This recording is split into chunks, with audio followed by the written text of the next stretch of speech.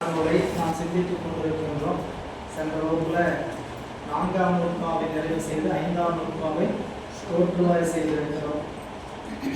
12 நூற்பாக்களில் முதல் 3 நூற்பாக்கள் சைவ சித்தாந்தத்தில் சிந்திக்கக்கூடிய சிவாரமங்களில் ஞானபாதத்தில் சொல்லக்கூடிய சரியை கிரியை யோகம் ஞானம் என்கிற 4 பகுதியில் ஞானவாதத்தில் பதி பசுபாசம் என்று சொல்லக்கூடிய முப்பொருளின் ஆராய்ச்சியை பற்றி எடுத்துக்கொள்வது சிவஞான போதம். அந்த சிவஞான போதத்தின் உள்ள முப்பொருளின் ஆராய்ச்சி எடுத்துக்கொள்ளப்பட்ட நிலையில் இந்த 3 பொருளும் முதல் உண்டா அப்படிங்கிறத நிறுவுவதற்காக முதல் 3 நூற்பாக்கள் பிரமாண இயல் உண்மையை, அதாவது உண்டு என்கின்ற சொல்கின்ற நிலையில் பிரமாணத்தை இருப்பை சொல்வது பிரமாண இயல். அடுத்த 3 நூற்பா இலக்கண இயல் என்று சொல்லக்கூடியது. அடுத்த 3 நூற்பாக்கள் சாதன இயல். அடுத்த 3 நூற்பாக்கள் பயனியல் என்று சொல்லக்கூடிய நிலையில் முதல் 3 நூற்பாவில் பதி உண்டு என்று காணப்பட்ட உலகத்தை கொண்டு காணுவதற்கு அரிதாக இருக்கக்கூடிய கடவுளின் இருப்பை நிறுவினார்.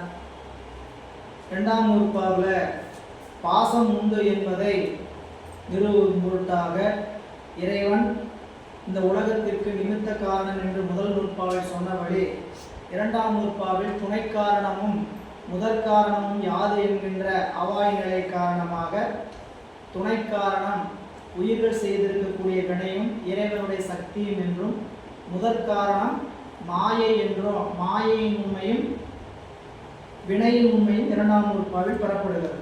முதல் நூற்பாவில் உலகம் உண்டு என்று சாதிக்க முற்பட்ட பொழுது அதிலேயே ஆணவ மலம் உண்டு என்கின்றது பெறப்பட்டது. 2ஆம் நூற்பாவில் மாயையும் கண்மமும் உண்டு என்று பெறப்பட்டது. 3ஆம் நூற்பாவில் எஞ்சி இருக்கக்கூடிய பசுவினுடைய உண்மையை சாதிக்க முற்பட்ட நிலையில் எது பசு எது உயிர் என்கின்றதுல தடைகள் இருக்கின்றன. அந்த தடைகளை எல்லாம் தகர்த்து அவையெல்லாம் ஆன்மா அல்ல என்று சொல்லி அந்த முதல் 3 நூற்பாக்களில் பிரமாணையில் பதி உண்டு, பாசம் உண்டு, பசு உண்டு என்கின்ற சொல்லிய நிலையில் இந்த 3 பொருள்களுக்கும் இலக்கணம் யாது? ஒரு பொருள் உண்டுன்னு தெரிஞ்சால் அந்த பொருளுக்கு இயல்பு என்னன்னு தெரிந்து கொள்ளணும். ஒரு வகையில் பொருளை அதனுடைய நிலைப்பாடு கொண்டு அனுமான பிரமாணத்தினால் துணியலாம். அந்த பொருளை காணப்படாத பொருளை காணுவதற்கு அரிதாக இருக்கக்கூடிய பொருளை அனுமானம் கொண்டு துணியலாம். 2வது வாய்ப்பு இலக்கணத்தை கொண்டு துணியலாம். அந்த இலக்கணத்தை கொண்டு துணிகின்ற வகையில் 4ஆம் நூற்பாவிலிருந்து 5, 6, 3 நூற்பாக்களும் எதிர் நிரல் நிறையடியாக பசுவை சொல்லி முடித்த ஆசிரியர் 3ஆம் நூற்பாவில் சொல்லி முடித்த ஆசிரியர் பசுவினுடைய இலக்கணமாக 4ஆம் நூற்பாவையும், பாசத்தினுடைய இலக்கணமாக 5ஆம் நூற்பாவையும், பதியினுடைய இலக்கணமாக 6ஆம் நூற்பாவையும் சொல்கிறார். பசுவினுடைய இயல்பை சொல்ல வந்த ஆசிரியர் 4ஆம் நூற்பாவில் இந்த பசு என்பது அந்த கரணங்களிலும் ஒன்று அன்று அவையெல்லாம் ஏன் கூடிற்று, இறைவன் ஏன் அந்த கரணங்களோடு கூட்டினார் என்றால் இந்த உயிர் அறியாமையில் இருந்தது, அறிவு விளங்குவதற்காக அந்த கருவிகளை கூட்டினார். அமைச்சனும் அரசன் போல, அதாவது முன்னறிவில்லாத அரசன் அமைச்சருடைய துணையை கொண்டு அரச காரியங்களை பார்ப்பதை போல இந்த உயிர் அறியாமையாகிய கேவலத்தில் இருந்தது. அந்த கேவலத்தில் அறிவு விளங்காதனால அறிவு விளங்குவதற்காக இறைவன் அந்த கரணம் முதலிய கருவிகளை கூட்டினான். அந்த கரணங்களை மட்டும் கூட்டலை, அந்த கரணங்கள் போன்ற கருவிகளை எல்லாம் கூட்டினான். அப்படி கூட்டியதனால இந்த உயிர் இந்த கருவிகளோடு கூடி ஐந்தவத்தை படும் அப்படிங்கிறதுக்கு அந்த அரசன் அமைச்சரோடு பவனி வருகின்ற பொழுது புறத்து சென்று மீண்டும் திரும்புகின்ற போது அங்கங்கு அந்தந்த வாயில்களில் அந்தந்த அதிகாரிகளை நிறுத்திவிட்டு அந்த புறத்துக்கு செல்லும் போது தான் மட்டும் கணித்து செல்வதை போல இந்த உயிர் 5 அவத்தை படுகின்ற காலத்து அங்கங்கு கருவிகள் நீங்கி மூலாதாரத்துக்கு செல்லுகின்ற பொழுது தான் மட்டும் கணித்து நிற்கும் என்று கூறினார். நாம் 4 நூற்பா பார்த்து 5ஆம் நூற்பாவை தோற்றுவாய் செய்திருந்தோம். முதல் நூற்பா அவன் அவளது எனும் அவை மூவினையின் தோற்றிய திதியை ஒடுங்கி மலர்த்துளதாம் அந்த மாறி என்மனார் புலவர். சூத்திரத்தினுடைய கருத்து சங்கார காரணமாய் உள்ள முதலையை முதலாக உடைத்தி உலகம் என்பது. இந்த நூற்பாவில் 3 செய்தியை சொல்லி நூற்பாவினுடைய கருத்தை நிறுவுகிறார். நூற்பாவினுடைய கருத்து என்ன? முதல் நூற்பாவினுடைய கருத்து சங்கார காரணனே இந்த உலகிற்கு முதல்.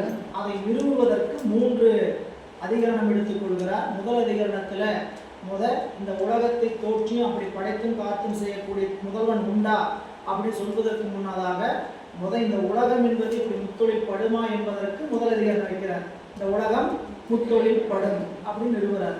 2வது பார்ட் என்னன்னு கேட்டீங்கன்னா, முத்தொழில் படுவது தானாக சடப்பொருள் படாது, அதற்கு ஒரு அறிவுடைய முதல்வன் வேண்டும். அந்த வினை முதல் யார் என்கின்ற பொழுது அந்த வினை முதல் தான் சங்கார காரணன் என்று சொல்லுகின்ற நிலையில 2வது அதிகாரத்துல வினை முதல் ஒருவன் கர்த்தா ஒருத்தன் வேணும், அந்த கர்த்தா சிவபெருமானே அப்படின்னு சொன்ன பொழுது 3வது அதிகாரத்துல சிவபெருமான் பலரா ஒருவரா, சிவபெருமானா அந்த சங்கார காரணன் பலரா ஒருவரா என்ற அந்த தடையை நீக்கி ஒருவன் தான் சங்காரக்கார, எவன் இந்த உலகத்தை முற்றடிப்பு செய்கிறானோ அவன் தான் இந்த உலகத்திற்கு முதல்வன்.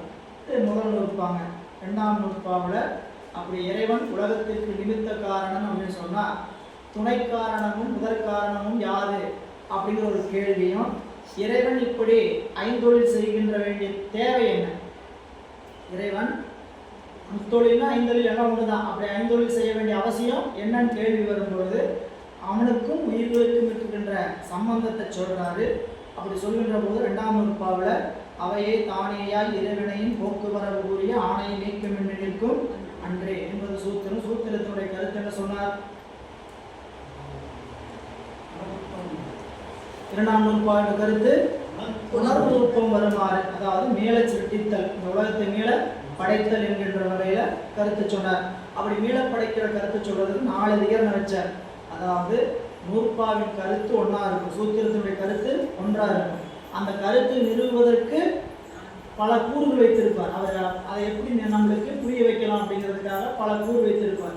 அப்படி 2ஆம் நூற்பாவினுடைய கருத்து உணர்வுக்கும் மேல படைத்தல் என்கின்ற வகையில் அந்த கருத்தை நிறுவுவதற்கு 4 அதிகரணம் வைக்கிறார். முதல் அதிகரணத்தில் இறைவனுக்கும் உயிருக்கும் இருக்கின்ற சம்பந்தம் என்ன அப்படின்ற போது இறைவன் உயிர்களோடு அத்விதமாய் பிரிப்பின்றி நிற்கின்றான், இதுபோல ஒன்றாய் வேறாய் உடனாய் நிற்கிறான், இதுபோல உடலும் உயிரும் கண்ணுடையும் சூரிய ஒளியும் கண்ணும் அறிவும் போல, இப்படி 3 நிலையில இறைவன் கலப்பினால் ஒன்றாய் பொருள்தன்மையால் வேறாய் செலுத்தும் தன்மையால் உடனாய் நிற்கிறான் முதல் அதிகாரத்தை சொன்னார். அப்படி அவன் கலந்து நிற்க வேண்டிய அவசியம் என்ன என்கின்ற பொழுது உயிர்களுக்கு இறைவன் வினைப்பலனை ஊட்டணும், அதுக்காக உயிர்களோடு கலந்து நிற்கிறான்ட்டு அந்த வினையை இறைவன் எப்படி ஊட்டுகிறார், நமக்கு அவனுடைய சக்தியின் வழியாக ஊட்டுகிறார் என்பதனால ஆணையின் இரு வினையும், அப்படி வினையின் காரணமாக இந்த உயிர்கள் என்ன ஆகும், போக்குவரவு புரியும், இறத்தல்களையும் பிறத்தல்களையும் செய்யும். அப்படி இறத்தல்களையும் பிறத்தல் செய்து 3வது அதிகாரம் போக்குவரவு புரிய. அப்படி போக்குவரவு புரிந்து சக்தியை கொண்டு செய்கிறானே, அந்த சக்தியும் சிவமும் வேறா அப்படின்னு கேட்டால் அந்த சக்தியும் சிவமும் வேறல்ல, ஒன்றுதான் என்று சொல்லுறவரை ஆணையும் நீக்கமின்றி நிற்கும் அன்றே என்று 2ஆம் நூற்பாவை நிறைவு செய்கிறார். அதிலிருந்து 3ஆம் நூற்பாவில் எஞ்சி இருக்கக்கூடிய பசுவினுடைய இயல்பை கூறுகிறார். அப்படி பசுவினுடைய இயல்பை கூற வருகின்ற பொழுது 2ஆம் நூற்பாவுக்கும் 3ஆம் நூற்பாவுக்கு இருக்கக்கூடிய தொடர்பு என்னன்னு கேட்டீங்கன்னா, முதல் 2 நூற்பாக்கள்ல பதியினுடைய இருப்பையும் பாசத்தினுடைய இருப்பையும் சொல்லப்பட்டதனால 3ஆம் நூற்பாவில் நெஞ்சி இருப்பது பசிலினுடைய இருப்பு. அந்த பசிலினுடைய இருப்பை அதிகரணங்களாக செய்யாம ஒரே மேற்கோள் ஒன்றுதான். என்ன மேற்கோள்? உயிர் என்ற ஒன்று உண்டு. அந்த உயிர் ஒன்றுன்னு சொல்றது இது உயிரா அது உயிரான்னு சொல்லி 7 தடை. இந்த 7 தடைகளை என்ன பண்றாருங்க, ஒவ்வொன்றா மறுக்கிறார். உலகு இலது அப்படின்னு சொல்லும்போது இலது என்றலின் ஆன்மா உலகு, எனது உடல் என்றலின் ஆன்மா அவற்றின் வேறாக உலகு, ஐம்புலனை அறிதலினால் ஐம்புலனை அறிகின்ற ஆன்மா என்ற ஒன்று உண்டு. ஒடுக்கம் என்று சொல்லுகின்ற நிலையில ஒடுக்கம் அறிதலின் அப்படின்னா அந்த ஒடுக்கம் உறக்கத்திலும் அறிகின்ற பொருளாக ஆன்மா என்ற ஒன்று உண்டு. சூக்கும் உடம்பு ஆன்மா இல்லை. 4வது பிரிப்பு என்னங்க, முதல்ல ஆன்மா என்ற ஒன்று இல்லை சூனியம் சொன்னாங்க, 2வது உடம்பே ஆன்மான்னு சொன்னாங்க, 3வது இந்த உடம்பு ஐம்பொறிகளே ஆன்மான்னு சொன்னாங்க. இது 3 புற உடம்புல இருக்கு. 4வது கூற்று என்னன்னு கேட்டீங்கன்னா, அகத்துக்குள்ள போய் சூக்கும் உடம்புக்கு போயிட்டாங்க. சூக்கும் உடம்பே ஆன்மான்னு சொன்னா சூக்கும் உடம்பு ஆன்மா இல்லை, அவற்றின் வேறாக ஆன்மா உள்ளது தான் ஒடுக்கத்தை அறிகின்ற பொருள் ரெண்டாவது பிராணவாயுவே ஆன்மான்னு சொன்னாங்க. பிராணவாயு இயங்குகின்ற காலத்தில் உயிருக்கு என்ன இல்லை?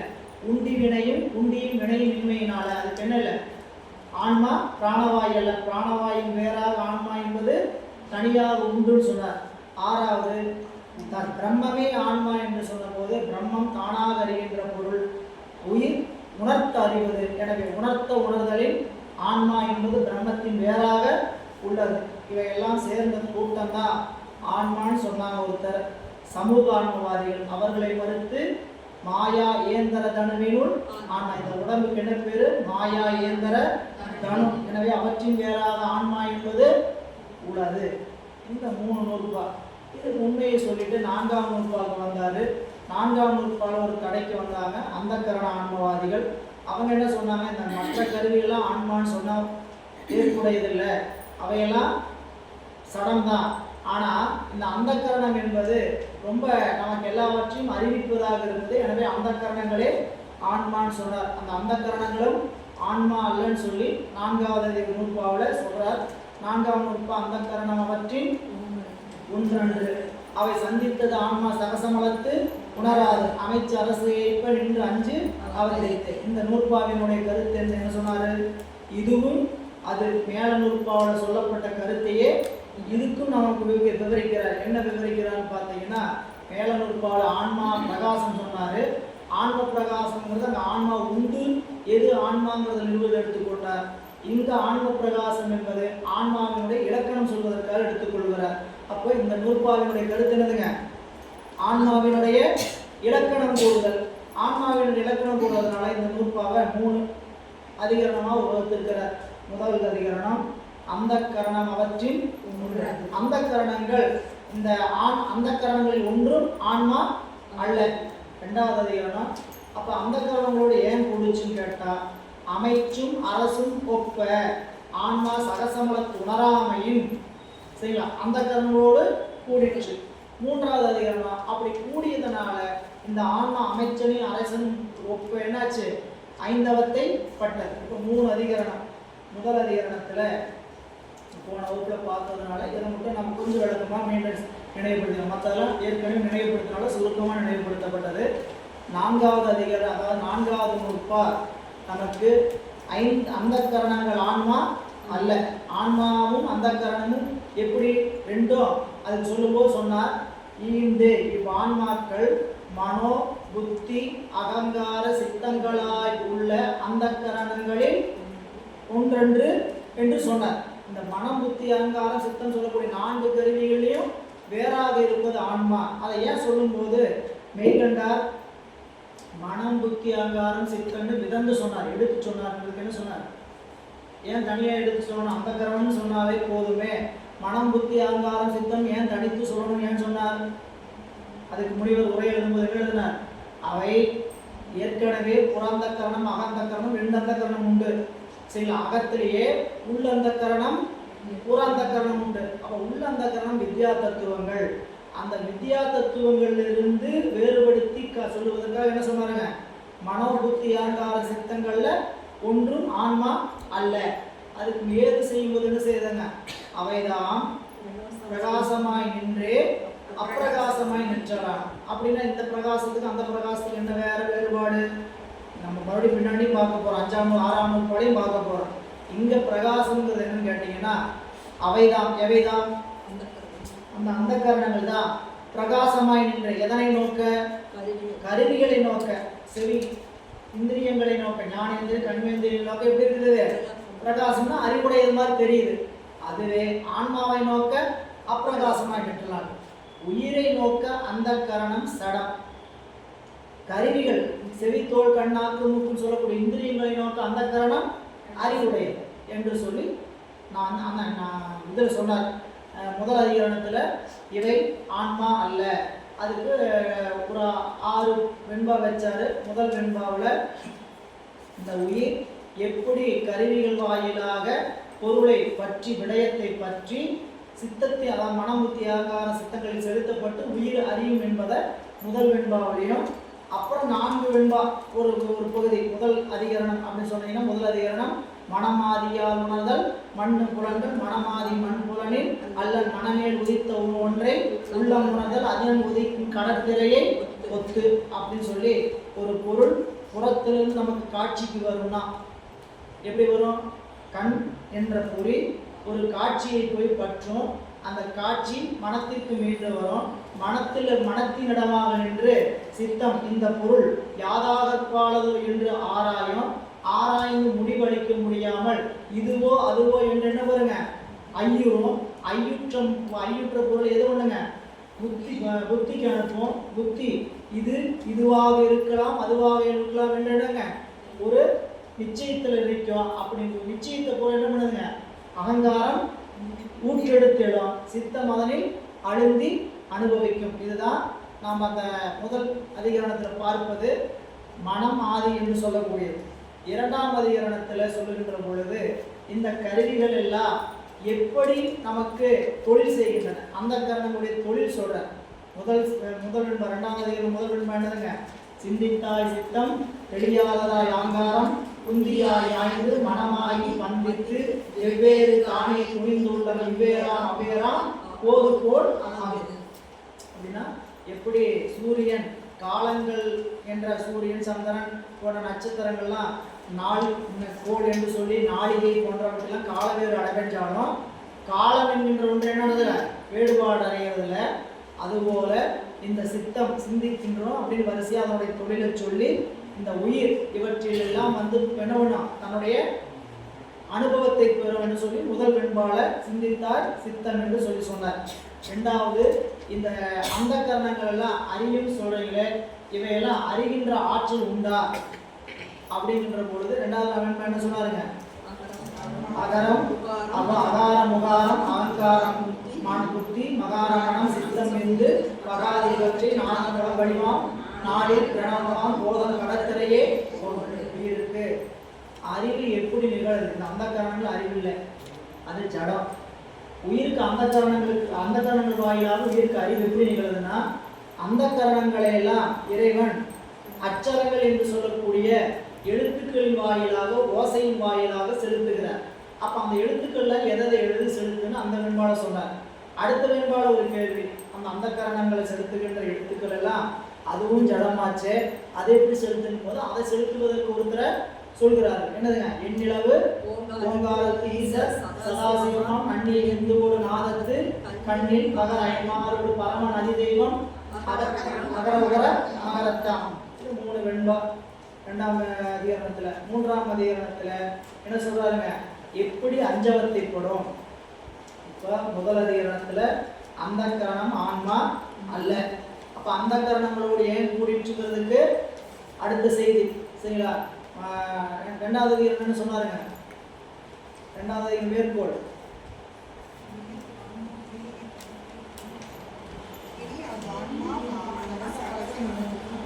இனி வான்மா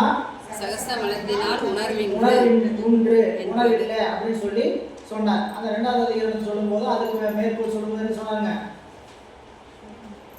மேற்கோள் இனி வான்மா சகசமனத்தினால் உணர்வில்லை சொன்னார். அதுக்கு ஏது அதுதான் ஞானதிரோதகமாய் மறைத்துக்கூடும். இப்போ முதல் அதிகரணத்துல 4 வெண்பா சொன்னார். மனமாதியால் சிந்தித்தாய் அகார உகாரம், அடுத்தது எண்ணில ஓங்காரம். இதன் முதல் அதிகரணத்துல இந்த அந்த கரணங்களை பற்றி சொல்லி முடிக்கிறார். இரண்டாவது அதிகரணத்துல அந்த கரணங்கள் ஆன்மா அல்ல அப்படின்னா அந்த கரணங்களோடு ஏன் கூடிட்டு ஆன்மா சகசமலத்தினால் ஆணவ மலத்தினால் உணர்வில்லைன்னு சொன்னார். அப்ப ஆணவ மலம் என்கின்ற ஒன்றை நிறுவுவதற்காக இரண்டாவது அதிகரணம் சொன்னாங்க, ஆணவ மலத்தை நிறுவுகிறார். ஆணவ மலத்தினுடைய இதை சொல்லும் பொழுது அங்க சொல்லும் பொழுது மாயாதனு விளக்கா மற்ற உள்ளம் காணாதில் ஆயாதம் ஒன்றொன்றை அதுவதுவாக வீயாத வண்டிகளை தமிழ் மறைத்து ஒன்றாம் காட்டம்போ தன்னை மலம் என்றார்.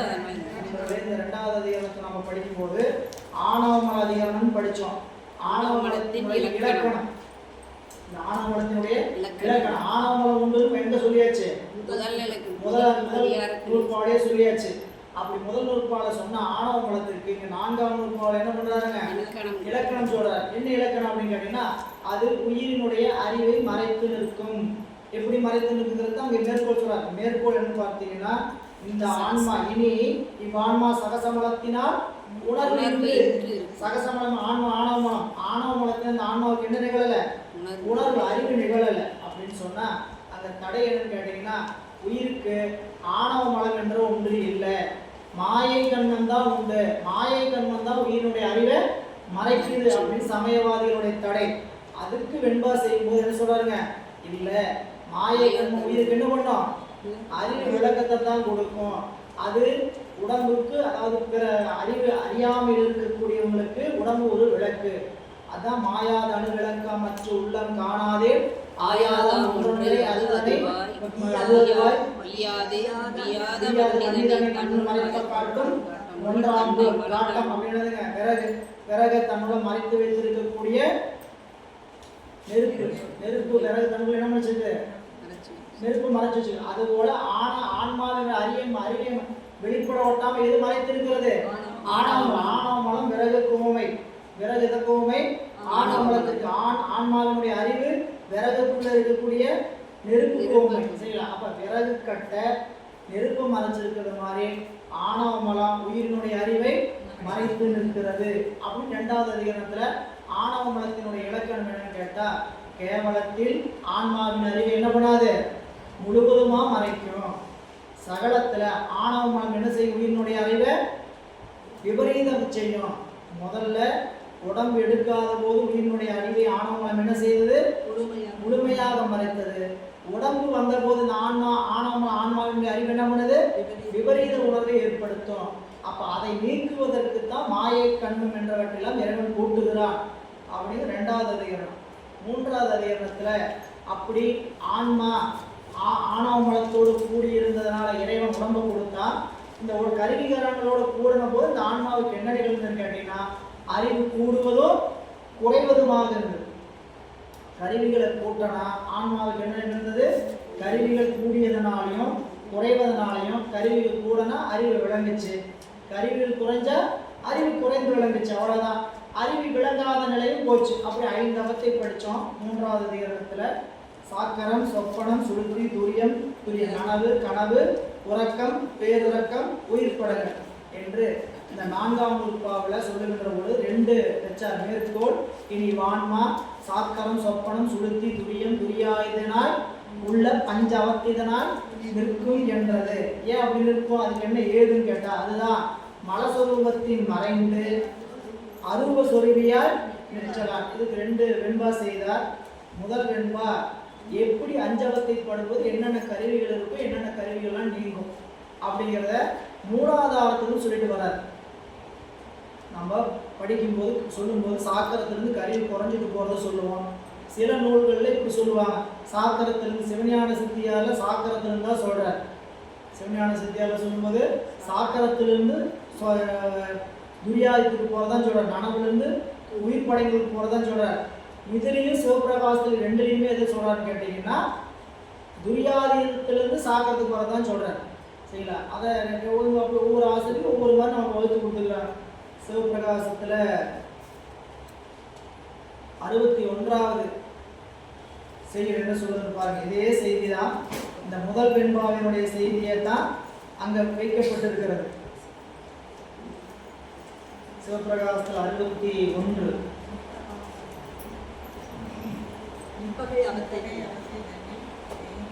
62 என்ன ஒன்றில்லாத 60 என்ன ஒன்றில்லாத அதீதம் எய்திய துரியத்து ஒன்று நன்னியிலும் சுளுத்தி தண்ணில் 5 உள்ளது ஒன்று பின்னும் அந்நியிலும் கனவு தண்ணில் 6 சாக்கரத்தின் கூறும் 5,6 கருவிகள் மருவும் தானே. என்ன ஒன்றில்லாத அதீதம் துரியாதீதம் உயிர் படங்கள்ல ஒரு கருவியும் இருக்காது. எய்திய துரியத்து ஒன்று நன்னியிடும், துரியத்துல ஒன்று கூடும். சரிங்களா? அது என்னது? கூடனோடு பிராணவாயு கூடும். அடுத்தது சித்தம் கூடும். எய்திய துரியத்து ஒன்று நன்னிடும். சுளுத்தி தண்ணில் 5 உள்ளது ஒன்று, சுளுத்தி தண்ணில் 5 உள்ளது, அது பேர் உறக்கத்துல வந்து ஒன்று மீண்டும் கூடும் சித்தம். அப்புறம் சுளுத்தி பின்னும் அந்நியிடும் கனவு தண்ணில் 6 6 7 13 அப்படின்னு சொல்லி அந்த கூட்டு போல அந்த கருவி சொல்லி பின்னும் அந்நியிடும் கனவு தண்ணில் 6 சாக்கரத்தின் கண் 5,6 கருவிகள் மருவும் தானே அங்க அப்படி சொல்றாரு. இங்க பாருங்க அதேதான். ஒன்றனையா மூலத்து உயிரணையும் நாவினில் சென்றடையும் சித்தம் இதயத்து மன்றே ஐயைதான் நன்முதலில் கண்டத்தில் ஆக்காது மெய்யாரி விட்டன்று வேறு. இதை தினம் தினம் நிகழக்கூடிய சகலாவஸ்தையில கீழாளவஸ்தையும் மேலாளவஸ்தையும், சகலாவஸ்தையிலேயே மத்தியாளவஸ்தைன்னு சொல்லக்கூடிய புருவ மத்தியில் நடக்கக்கூடிய அவஸ்தையை சொல்றாரு. அடுத்தது என்ன சொன்னாருங்க? லாடத்தை சாக்கரத்தை எய்திய உள்ளம், லாடத்தை ஐந்தாவத்தை ஏதும், லாடத்தை அவ வெந்திருத்து துறைகள் கண்ட அதுவே அவவற்றில் நீங்கள் அது ஆகுது. என்னன்னு கேட்டீங்கன்னா புருவ மத்தியில 5 நிலை: கனவு, கனவு, உறக்கம், வேறுறக்கம், உயிர் படங்கள். இதெல்லாம் போன வகுப்பு நல்லா விரிவாக பார்த்துருக்குறோம். இந்த அளவில் 4ஆம் நூற்பா நிறைவு செய்கிறோம்.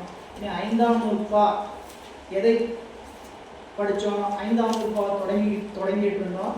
5ஆம் நூற்பா விளம்பிய உள்ளத்து மெய்வாய் கண் மூக்கு அளந்தறிந்து அறியா ஆங்கவை போல தாம் தாம் உணரின் இந்தியர்கள் காமன்ன கசாசத்து அவையே என்பது சூத்திரம். சூத்திரத்தினுடைய கருத்துரை என்னங்க? அப்படியே படிச்சுட்டே வரணும். அதான் வரைமுறை. ஒரு 2 நூற்பா படிச்சிட்டீங்கன்னா இப்படிதான் நம்ம வரைமுறையில போறோம் அப்படின்னு என்ன பண்ணிடணும்? சூத்திரம் படிக்கும் போது மட்டும் ஒரு வரைமுறை.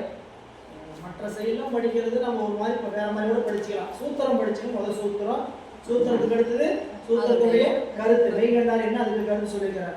அடுத்தது சூத்திரத்துக்கு விளக்கு என்ன, கருத்துக்கு விளக்கு என்ன. சரி, நீங்க வீட்டில் போய் படிச்சீங்கன்னா எப்படி படிக்கணும்? புத்தகத்தில் இருக்கிற வரிசையில் படிக்காதீங்கன்னா அதை படிச்சுக்கங்க. எப்படி நீங்க வாங்கிக்கணும்னு கேட்டீங்கன்னா சூத்திரம் படிக்கணும், சூத்திரத்துடைய கருத்து படிக்கணும், அதுக்கப்புறம் சூத்திரத்துடைய தெளிவுரை பொருள் படிக்கணும், அதுக்கப்புறம் கருத்துரையுடைய பொருளை படிச்சுட்டு இந்த நூற்பா என்ன சொல்லுது நாம வாங்கிக்க வேண்டியது என்னன்னு கேட்டீங்கன்னா நூற்பா எதை பத்தி சொல்லுது. இப்போ 5ஆம் நூற்பா பொதுவா நம்ம இப்போ கேட்டோம்னா என்ன சொல்லணும்? பாச இலக்கணம் சொல்ல இந்த நூற்பா. இதை அறிவு கொள்ளுதுங்க. விரிவா தெரியல எனக்கு. முதல் நூற்பாங்க பதியை பற்றி உண்மையை சொல்லுது. 2ஆம் நூற்பா பாசத்தினுடைய உண்மையை பற்றி சொல்லுது.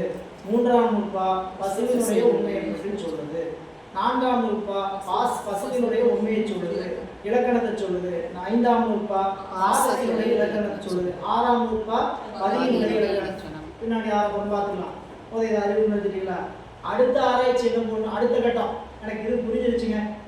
இது யாராவது புரியாமல் இருக்குதா? 6 நூற்பாவில் இது இப்படித்தான் சொல்றாரு அப்படின்னு தெரிஞ்சுக்கிட்டீங்களா? இது எல்கேஜி. அதான் சேர்ந்துருக்கிறேன். எனக்கு சித்தாந்தத்தில் எதுவுமே தெரியாதுதான் சேர்ந்து படிக்கிறேன்னா அறிவுக்குள்ள வச்சு கேட்டா 12 நூற்பாவும் எதை பற்றி சொல்லுது போதும். இந்த வருஷம் பாஸ். அடுத்த தொகுப்பு இல்லையா? இதையே பார்த்துக்கணும், புரிஞ்சுக்கிறதுக்காக சொல்றேன். இந்த ஒரு விஷயத்துக்காக அடுத்த ஒரு தொகுப்பு இல்லை. இப்போ அடுத்து என்ன கட்டணம் கேட்டீங்கன்னா இந்த நூற்பாவில் முதல் நூற்பாவில் பதியினுடைய இருப்பை சொல்றாரு. எப்படி சொல்றாரு, எதை கொண்டு சொல்கிறார் அப்படிங்கும்போது அங்க என்ன வருதுங்க? அளவை, அனுமான இருப்பு எப்படி சொல்றாரு? அளவை வைத்து சொல்ற பொருள் உண்டுங்கிறத எப்படி சொல்கிறாருங்கிற அளவைகளை பற்றி தெரிஞ்சுக்கணும். அப்ப அளவை என்ன நல்லா இருக்கு அப்படி ஒரு வார்த்தை புரிஞ்சுக்கிட்டீங்களா? 3வது அளவையிலேயே இந்த 2 அளவையில ஏன் சொல்லாம அனுமான அளவையில மட்டும் சொன்னாரு? இப்படி ஒவ்வொன்றுக்குள்ள செயின் லிங்க் பண்ணிட்டே போனீங்கன்னா என்ன பண்ணுங்க? ஏதாவது இடத்துல போய் முட்டிட்டு சந்தேகம் வரும். சரிங்களா? சந்தேகம் வந்துருச்சுன்னா கண்டிப்பா நீங்க படிக்க ஆரம்பிச்சிட்டீங்க. அங்கே போய் முட்டிட்டு நிற்கும். சரிங்களா? நீங்க புத்தகத்தை பார்த்து படிச்சுட்டு ஒரு நோட்ஸ் எழுதணும். முதல் நூற்பா பதியினுடைய உண்மையை சொல்கிறது. சரிங்களா? பதியினுடைய உண்மையை சொல்ல வந்த நூற்பா அந்த உண்மையை எவ்வாறு நிறுவுகிறது என்றால் காணப்பட்ட உலகத்தை கொண்டு காணப்படாத கடவுளுக்கு உண்மையை கூறுகின்றார்.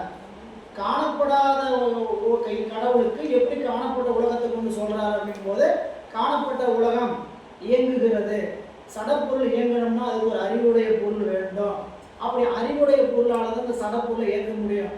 அதுபோல காணப்படாத கடவுளால தான் இந்த உலகம் இயங்குகிறது. சடமாகிய உலகம் இயங்குகிறது. அப்படி அதை துணியும் இல்லை. அப்ப அதை எப்படி துணியணும்? அளவை, அது ஒரு உறுதிப்பாடு. இந்த பொருள் இயங்கணும்னா இந்த பொருள் இருந்தால் தான் இயங்கணும், இப்படிப்பட்ட பொருள் இருந்தால் தான் இயங்கணும். அப்ப அந்த பொருள் உண்டாகிறது என்ன பண்றான்? அனுமான அளவை. அனுமான அளவைனா என்னங்கிறது ஒரு ஓரமாக.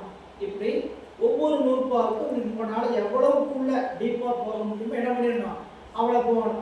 எங்கேயோ போய் முட்டி இருந்துச்சா அந்த இடத்துல எனக்கு புரியலைங்கிற கேள்வி எடுத்துட்டு அன்னைக்கோட அதை மறந்துடும்.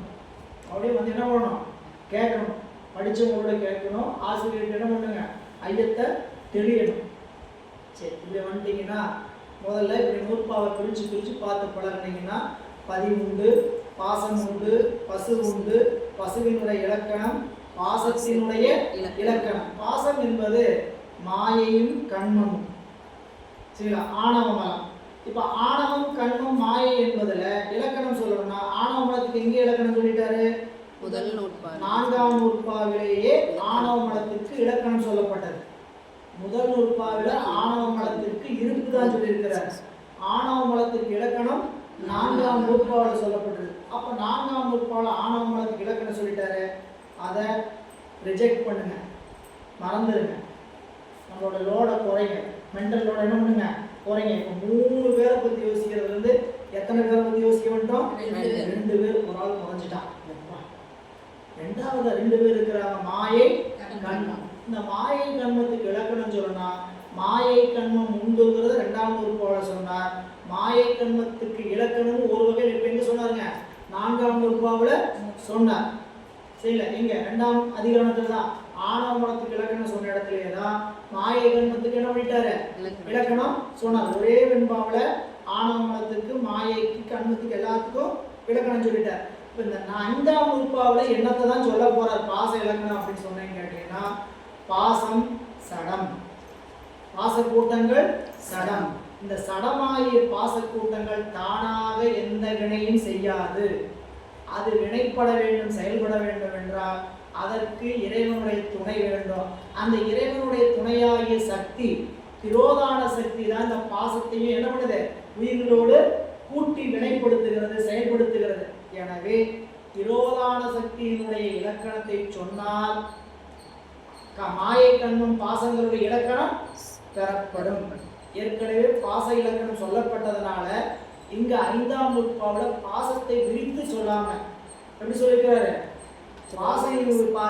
மாயை கண்மத்தை பத்தி குறைச்சு சொல்லி திரோதான சக்தி என்ன செய்கிறது, நமக்கு இறைவனுடைய உபகாரம் என்ன. இப்ப நூற்பாக்குள்ள வாங்க. நூற்பா என்ன சொல்லுது கருத்து, உள்ளத்து மேவாய் கண்மோக்கு அலஞ்சரையா ஆங்கரை போல தாம் தாம் தம் உணர்வின் தமிழருள் காந்தம் கண்ட எத்தனை தடவை படிச்சாலும் நூற்பாவை சொல்லிட்டு படிக்கணும். பள்ளி சொன்னீங்கன்னா ஒரு நாள் நூற்பா என்ன சொல்லுதுன்னு உங்களுக்கே விளக்க ஆரம்பிச்சோம். தனியாக போய் உள்ள ஆராய்ச்சிலாம் பண்ண வேண்டியது. நூற்பாவை எங்கே சொன்னீங்கன்னாலும் ஒரு தடவை படிக்கிறீங்க, நீங்கள் புத்தகத்தை எடுத்து நீங்கள் வீட்டில் படிச்சுக்கிட்டீங்கன்னு வச்சுக்கோங்க. இப்போ 2 பக்கம் படிச்சிங்க, சரிங்களா, டயர்டாயிடுச்சு, சரிங்களா. எப்பயுமே தொடர்ச்சியெல்லாம் படிக்க முடியாது, என்ன அறிவு கொஞ்சம் சோறும். நேரம் 2 நட நடந்தீங்களா, நாங்கள் படிக்கிறத வச்சு சொல்கிறோம். நீங்கள் என்ன 4 மணி நேரமாக உட்காந்து படிக்க போகிறீங்க, மிஞ்சி போகிறோம் 6 மணி நேரம் எடுத்து புத்தகத்தை உட்காந்தீங்கன்னாவே அதிசயத்திலும் அதிசயம். சரி, வழக்கம் போல் சொல்கிற மாதிரி புத்தகத்தை கொண்டு போய் பரணில் வைத்தால் சிவஞான போதம் இருக்குது, சித்தியா இருக்கிறது, சிவபிரகாசம் இருக்குது, புத்தகம்லாம் பேர் தெரியுமே தவிர எடுத்து புத்தகத்தை பார்க்குறவங்களாம் ரொம்ப ரொம்ப அப்படி எடுத்து பார்த்தீங்கன்னா சோறு வந்துச்சா எடுத்து வச்சு போயிட்டு வந்து மறுபடியும் திறந்தீங்க.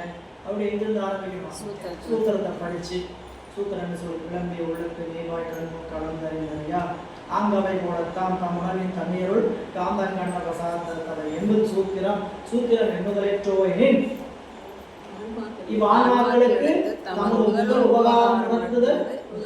எவ்வளவு எளிமையா இருக்கு பாருங்க. நாம தான் ரொம்ப சித்தாந்தம் சிவஞானம் ஒண்ணுமே புரிய மாட்டேங்குன்னு நினைக்கிறோம். அப்படியே மைண்ட் செட்டுக்குள்ள வந்துடுது. வகுப்புக்குள்ள வரும்போதே, வகுப்புக்குள்ள சேரும் போதே நினைக்கிறோம் நம்மளுக்கு புரியும் என்னமோ சரி, அந்த அக்கா சொன்னான்னு நானும் சேர்றேன். ஏதோ ஒரு அக்கா தான் சும்மா இருக்க மாட்டாங்க, விட்டு இருப்பாங்க. சரிங்களா, வாங்க கண்டிப்பா வாங்க வகுப்புக்கு வாங்க அப்படின்னு சொல்லி அமைப்பாளர் அம்மா சொன்னாலும் அமைப்பாளர் அம்மா சொன்னவங்க மூல ஒருத்தர், அவங்க சொன்னது மூலம் ஒருத்தர். இவங்க என்ன பண்ணுவாங்க, யாராவது பிடிச்சி எடுத்துட்டு இருப்பாங்க. சித்தாந்தம் புரியாதுன்னு நினைப்போடே வந்திருப்போம்.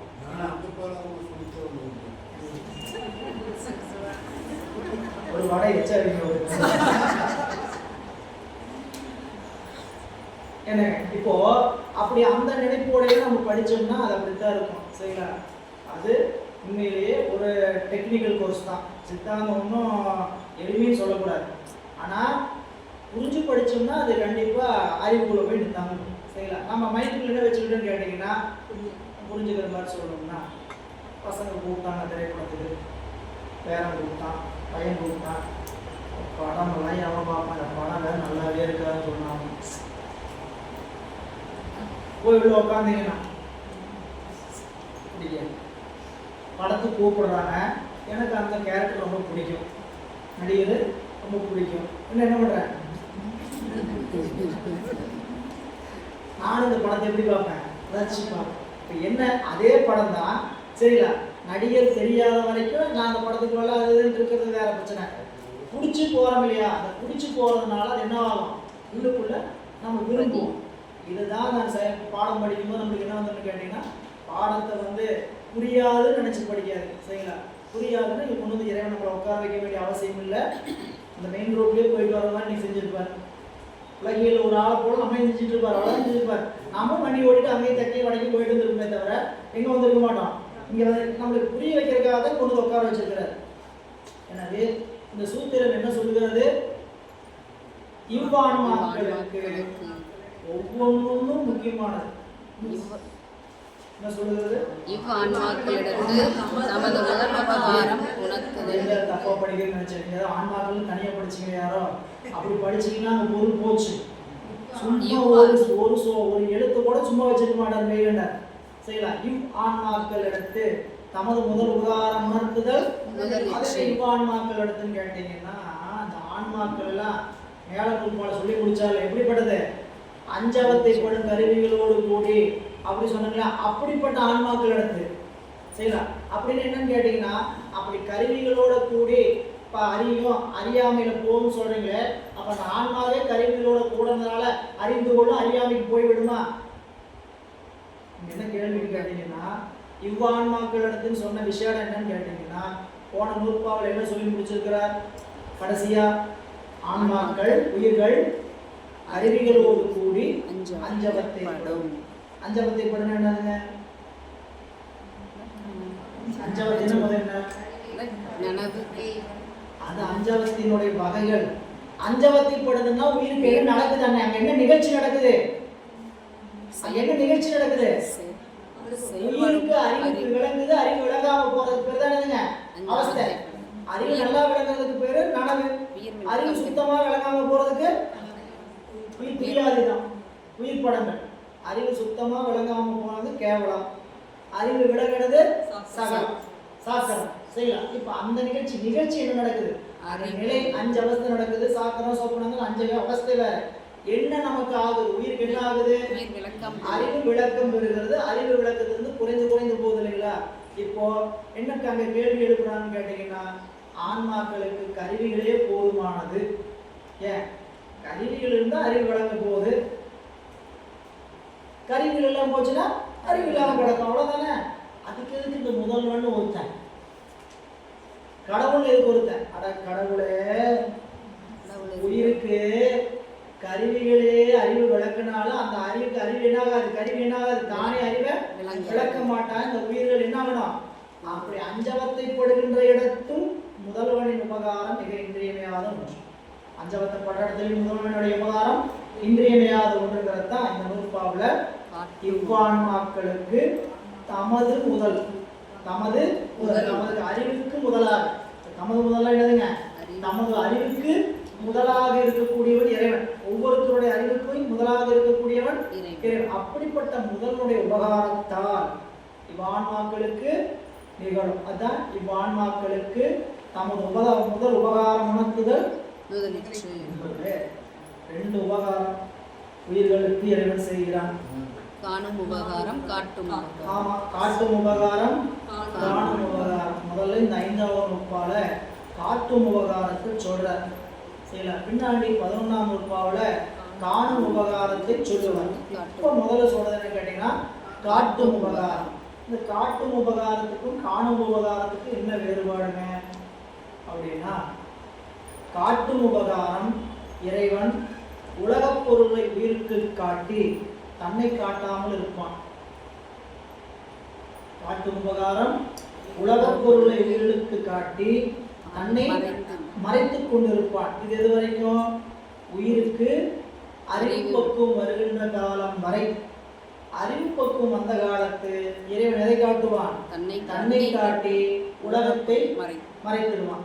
அது அப்ப காட்டும் உபகாரம்னா உலகத்தை காட்டுவான், தன்னை மறைத்து கொண்டு இருப்பான். காணும் உபகாரத்தை சொல்லும்போது எப்படி சொல்லணும் கேட்டீங்கன்னா, காட்டி காணும் உபகாரம். எப்படி காணுவான்? எப்படி நமக்கு காட்டுவான்? தன்னை காட்டி இந்த உயிரை காணும்படி செய்வான். அதான் உபகாரம். காட்டி காணும் உபகாரம்னா 11ஆம் நூற்பார் உயிர்களுக்கு தன்னை காட்டி அந்த உயிர்களுக்கு காணும்படி செய்வான். அப்போ முதல் 5ஆம் நூற்பாவில் உலகத்தை காட்டுகின்ற உபகாரத்தை செய்து அதன் வழியாக உயிரினுடைய அறிவு பக்குவப்படுகின்ற காலத்து உயிருக்கு தன்னை காட்டி உலகத்தை காட்ட மாட்டான். இதுதான் படிநிலைங்க. அதைத்தான் 5ஆம் நூற்பாவில் நமக்கு வைக்கிறார். இந்த 5ஆம் நூற்பா பொருள் அப்படியே நீங்க பாருங்க. நூற்பாவினுடைய பொருள் பார்த்தோம். என்ன பார்த்தோம்? விளம்பிய உள்ளது 3, 4ஆம் நூற்பாக்கள் கருவிகளின் வேறாயும் கருவிகளோடு அவஸ்தைப்படும் எனவும் கூறி முடிக்கப்பெற்ற உயிரினால் மேய்வாய் கண் மூக்கு அளந்தறியா அப்படின்னு சேர்த்தன்னு சொன்னேன்.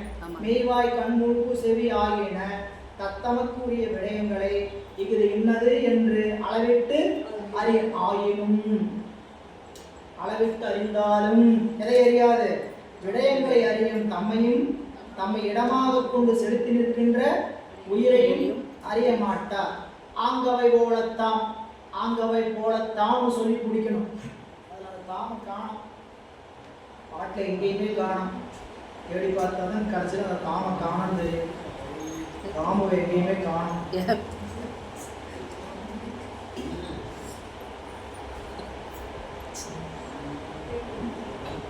ஆங்கவை போலத்தான், எவை போலத்தான்? அந்த கருவிகளை போலத்தான். ஆங்கவை போலத்தான் என்னதுங்க? அந்த கருவிகளை போலத்தான். தாம் உயிர்களும் உயிர்களும் எதன் வழியாக அறியும்? தாம் தம் உணர்வின் தமிழர்கள் தம்முடைய உணர்வு உயிருக்கு உயிராக நின்று உணர்த்தக்கூடிய சிவத்தினுடைய துணை, அதான் தாம் தம் உணர்வினர். அங்க பாருங்க, உயிர்களும் தமது அறிவுக்கு துணையாகி இறைவனுடைய சிற்றெழுத்தியார் மேலை நூற்பாவில் கூறி முடித்தவாறு கீழான அவஸ்தையில் படும் அவஸ்தை உருவ நடுவில் படும் அவஸ்தைகளில் நின்று வினைப்பயன்களை அறிந்து அனுபவி. மேலை நூற்பால சொன்ன மாதிரி கீழான அவஸ்தை மத்தியான அவஸ்தைன்னு சொல்லக்கூடிய 2 அவஸ்தைகளில் நின்று சிற்சக்தியினுடைய உதவியினால் உயிர் என்ன பண்ணும்? வினைப்பலன்களை அறிந்து அனுபவிக்கும். அப்படி அனுபவிக்கும் ஆயினும் அனுபவிக்கும் தம்மையும் அவற்றை அனுபவிக்கும் தம்மையும் தம்மை விடயங்களில் செலுத்தி நிறுத்துகின்ற இருவரையும் அறிய மாட்டார். இந்த வினைப்பலன்களை நுகர்ந்த காலத்து இந்த உயிர் தன்னையும் அறியாது, தனக்கு வினைப்பலன்களை ஊற்ற இறைவனையும் அறியாது. என்ன அறிஞ்சிட்டு கேட்டீங்கன்னா, யாருனால வந்துச்சு, யாருனால வந்தது அப்படிதான் பார்க்குமே தவிர நம்மளால தான் வந்ததுன்னு நினைக்குமான்னு கேட்டால் நினைக்காது. இந்த உயிர்னு ஒன்று இருக்குது, இது செய்த வினைதான் அனுபவத்துக்கு வருது அப்படின்னு நினைக்குமான்னு கேட்டால் நினைக்காது. அதுதான் தம்மையும் உணராது, தம்மை வினைப்பலன்களை செலுத்தி நிற்கின்ற தலைவனையும் உணராது. அது சரி. அப்படி உணர்த்தி நிற்கும் பொழுது அவையே இந்திரியங்களை செலுத்தும் உயிர் அவ்வாறு உணர்தல். உயிர் அப்படி போய் இந்திரியங்கள் வாயிலாக செலுத்தி உயிர் உணர்கிறதே. அப்படி உணரும் போது யாருக்கு அனுபவம்? வினைப்பலனை அனுபவிக்கின்ற உயிர் வினைப்பலனை அனுபவிக்கின்ற காலத்து அந்த வினைப்பலனை யாருக்கு அனுபவம்? உயிருக்கு தான் அனுபவம். சரிங்களா? அதுபோல இப்போ இறைவன் இந்த உயிர் தான் கருவிகள் வாயிலாக செலுத்தி நிற்குது. சரிங்களா? இந்த கருவிகளுக்கு ஏதாவது பலன் உண்டா? இல்லை. இந்த உயிருக்கு தான் பலன். சரி, அடுத்த கேள்வி என்ன வந்து கேட்டீங்கன்னா, அப்ப உயிர்களை செலுத்தி நிற்கின்ற இறைவனுக்கு அந்த பயன்களை தாக்குமா? அடுத்த அந்த விடை அந்த தடை என்ன வருதுன்னு கேட்டீங்கன்னா, உயிர் கருவிகளை செலுத்தி நிற்குது, பலன் உயிருக்கு வந்து சேருகிறது. அதுபோல உயிரை இறைவன் செலுத்தி நிற்கிறான், பலன் இறைவனுக்கு வந்து அவன் விகாரப்படுவானோ? படமாட்டான்.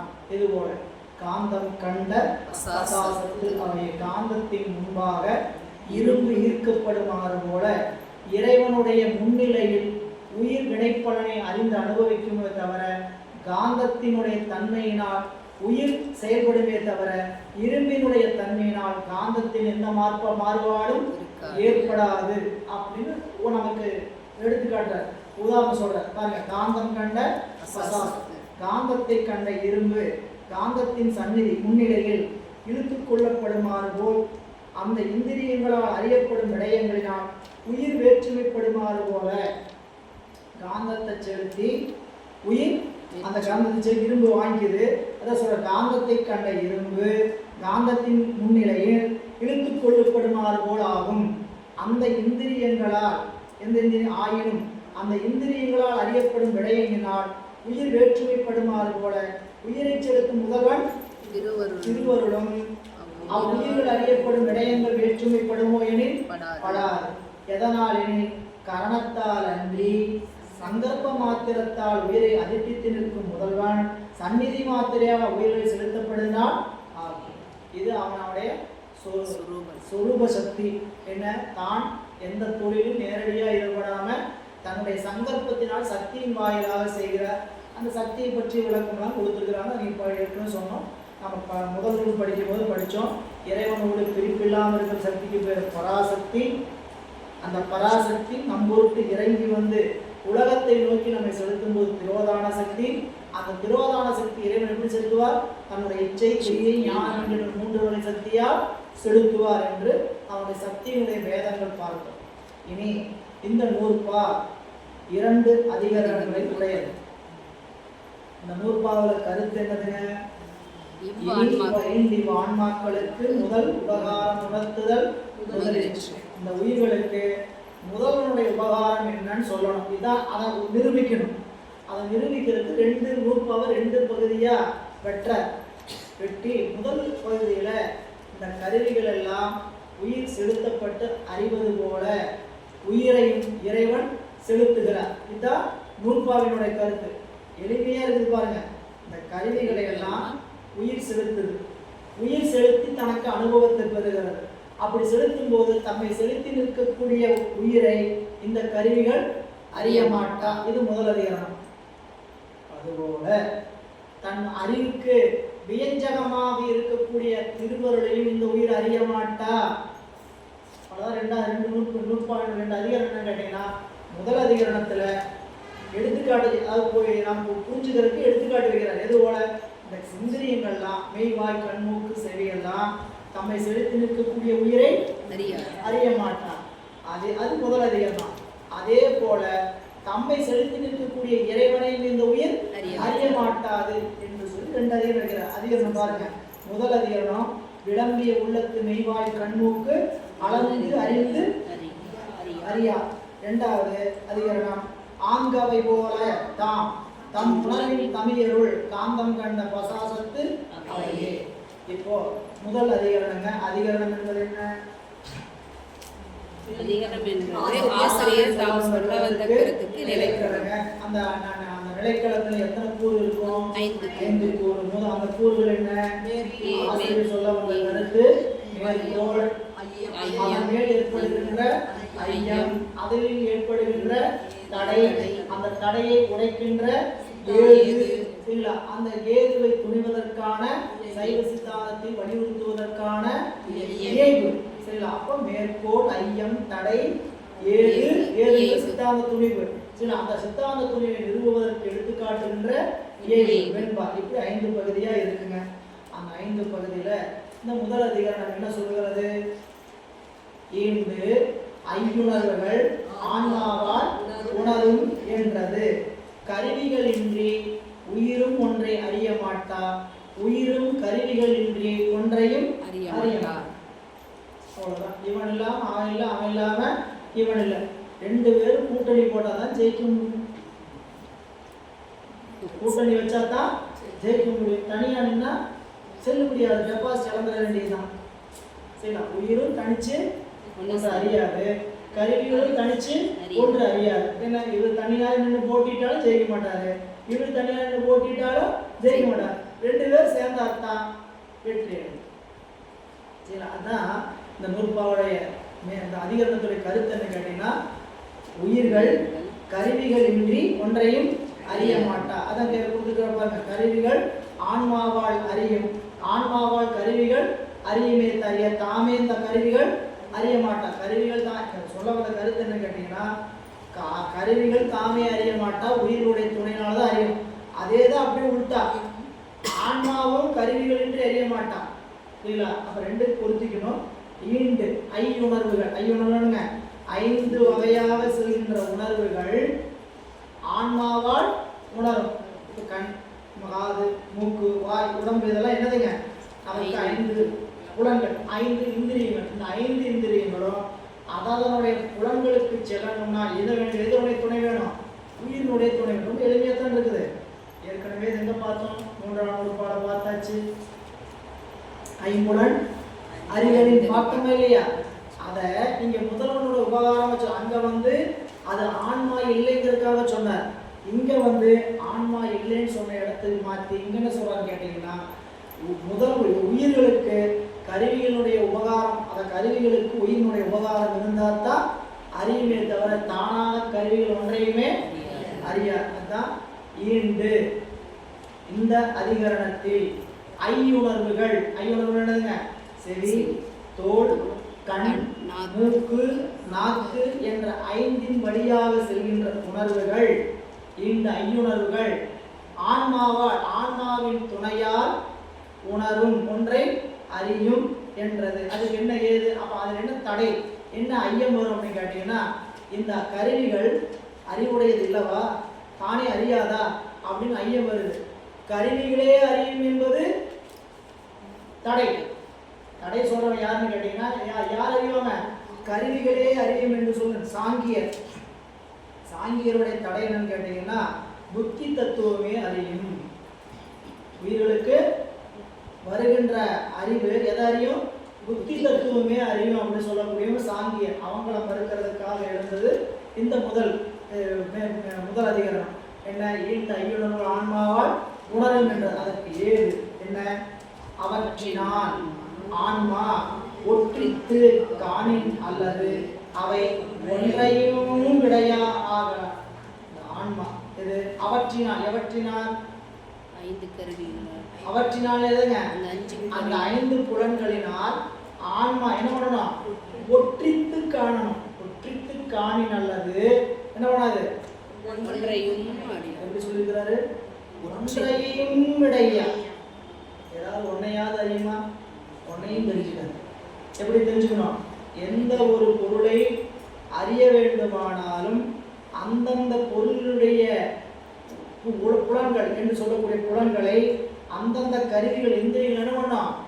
ஒற்றித்து அறியணும். ஒற்றுமைப்பட்டு, இந்த உயிர் கண்ணோட ஒற்றுமைப்பட்டு நின்றாதான் காட்சி தெளிவா இருக்கும். எனக்கு தெரியாதா செய்யலாம். இதை எதுக்கு சொல்றாரு? அதுபோலதான் உயிரோட இறைவன் ஒன்றுபட்டு நின்னாதான் எல்லா புலனையும் வர முடியுன்றார்.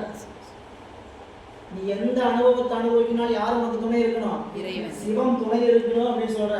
அதுக்கு ஓமை நம்மளுக்கு புரிய ஓமை சொல்லிட்டு போனாதான் அதை புரிஞ்சுக்குவோம். அதனால என்ன பண்றாங்க கேட்டீங்கன்னா, கண் ஒரு பொருள் மேல செல்லுது இல்லை, இப்போ நம்ம படம் பார்த்துட்டு இருக்கிறோம், நூல் படிச்சுட்டு இருக்கிறோம் இல்லை, படிச்சுட்டு இருக்க எல்லாம் படிச்சுட்டு இருக்கும்போது கவனம் இங்கே இருக்குது, சத்தம் எங்கேயாவது ஏதாவது சத்தம் கேட்டுருக்குது, அறிவு கொஞ்சம் அங்கே போச்சுன்னா நூலில் வரியில் கவனம் போயிடுச்சு.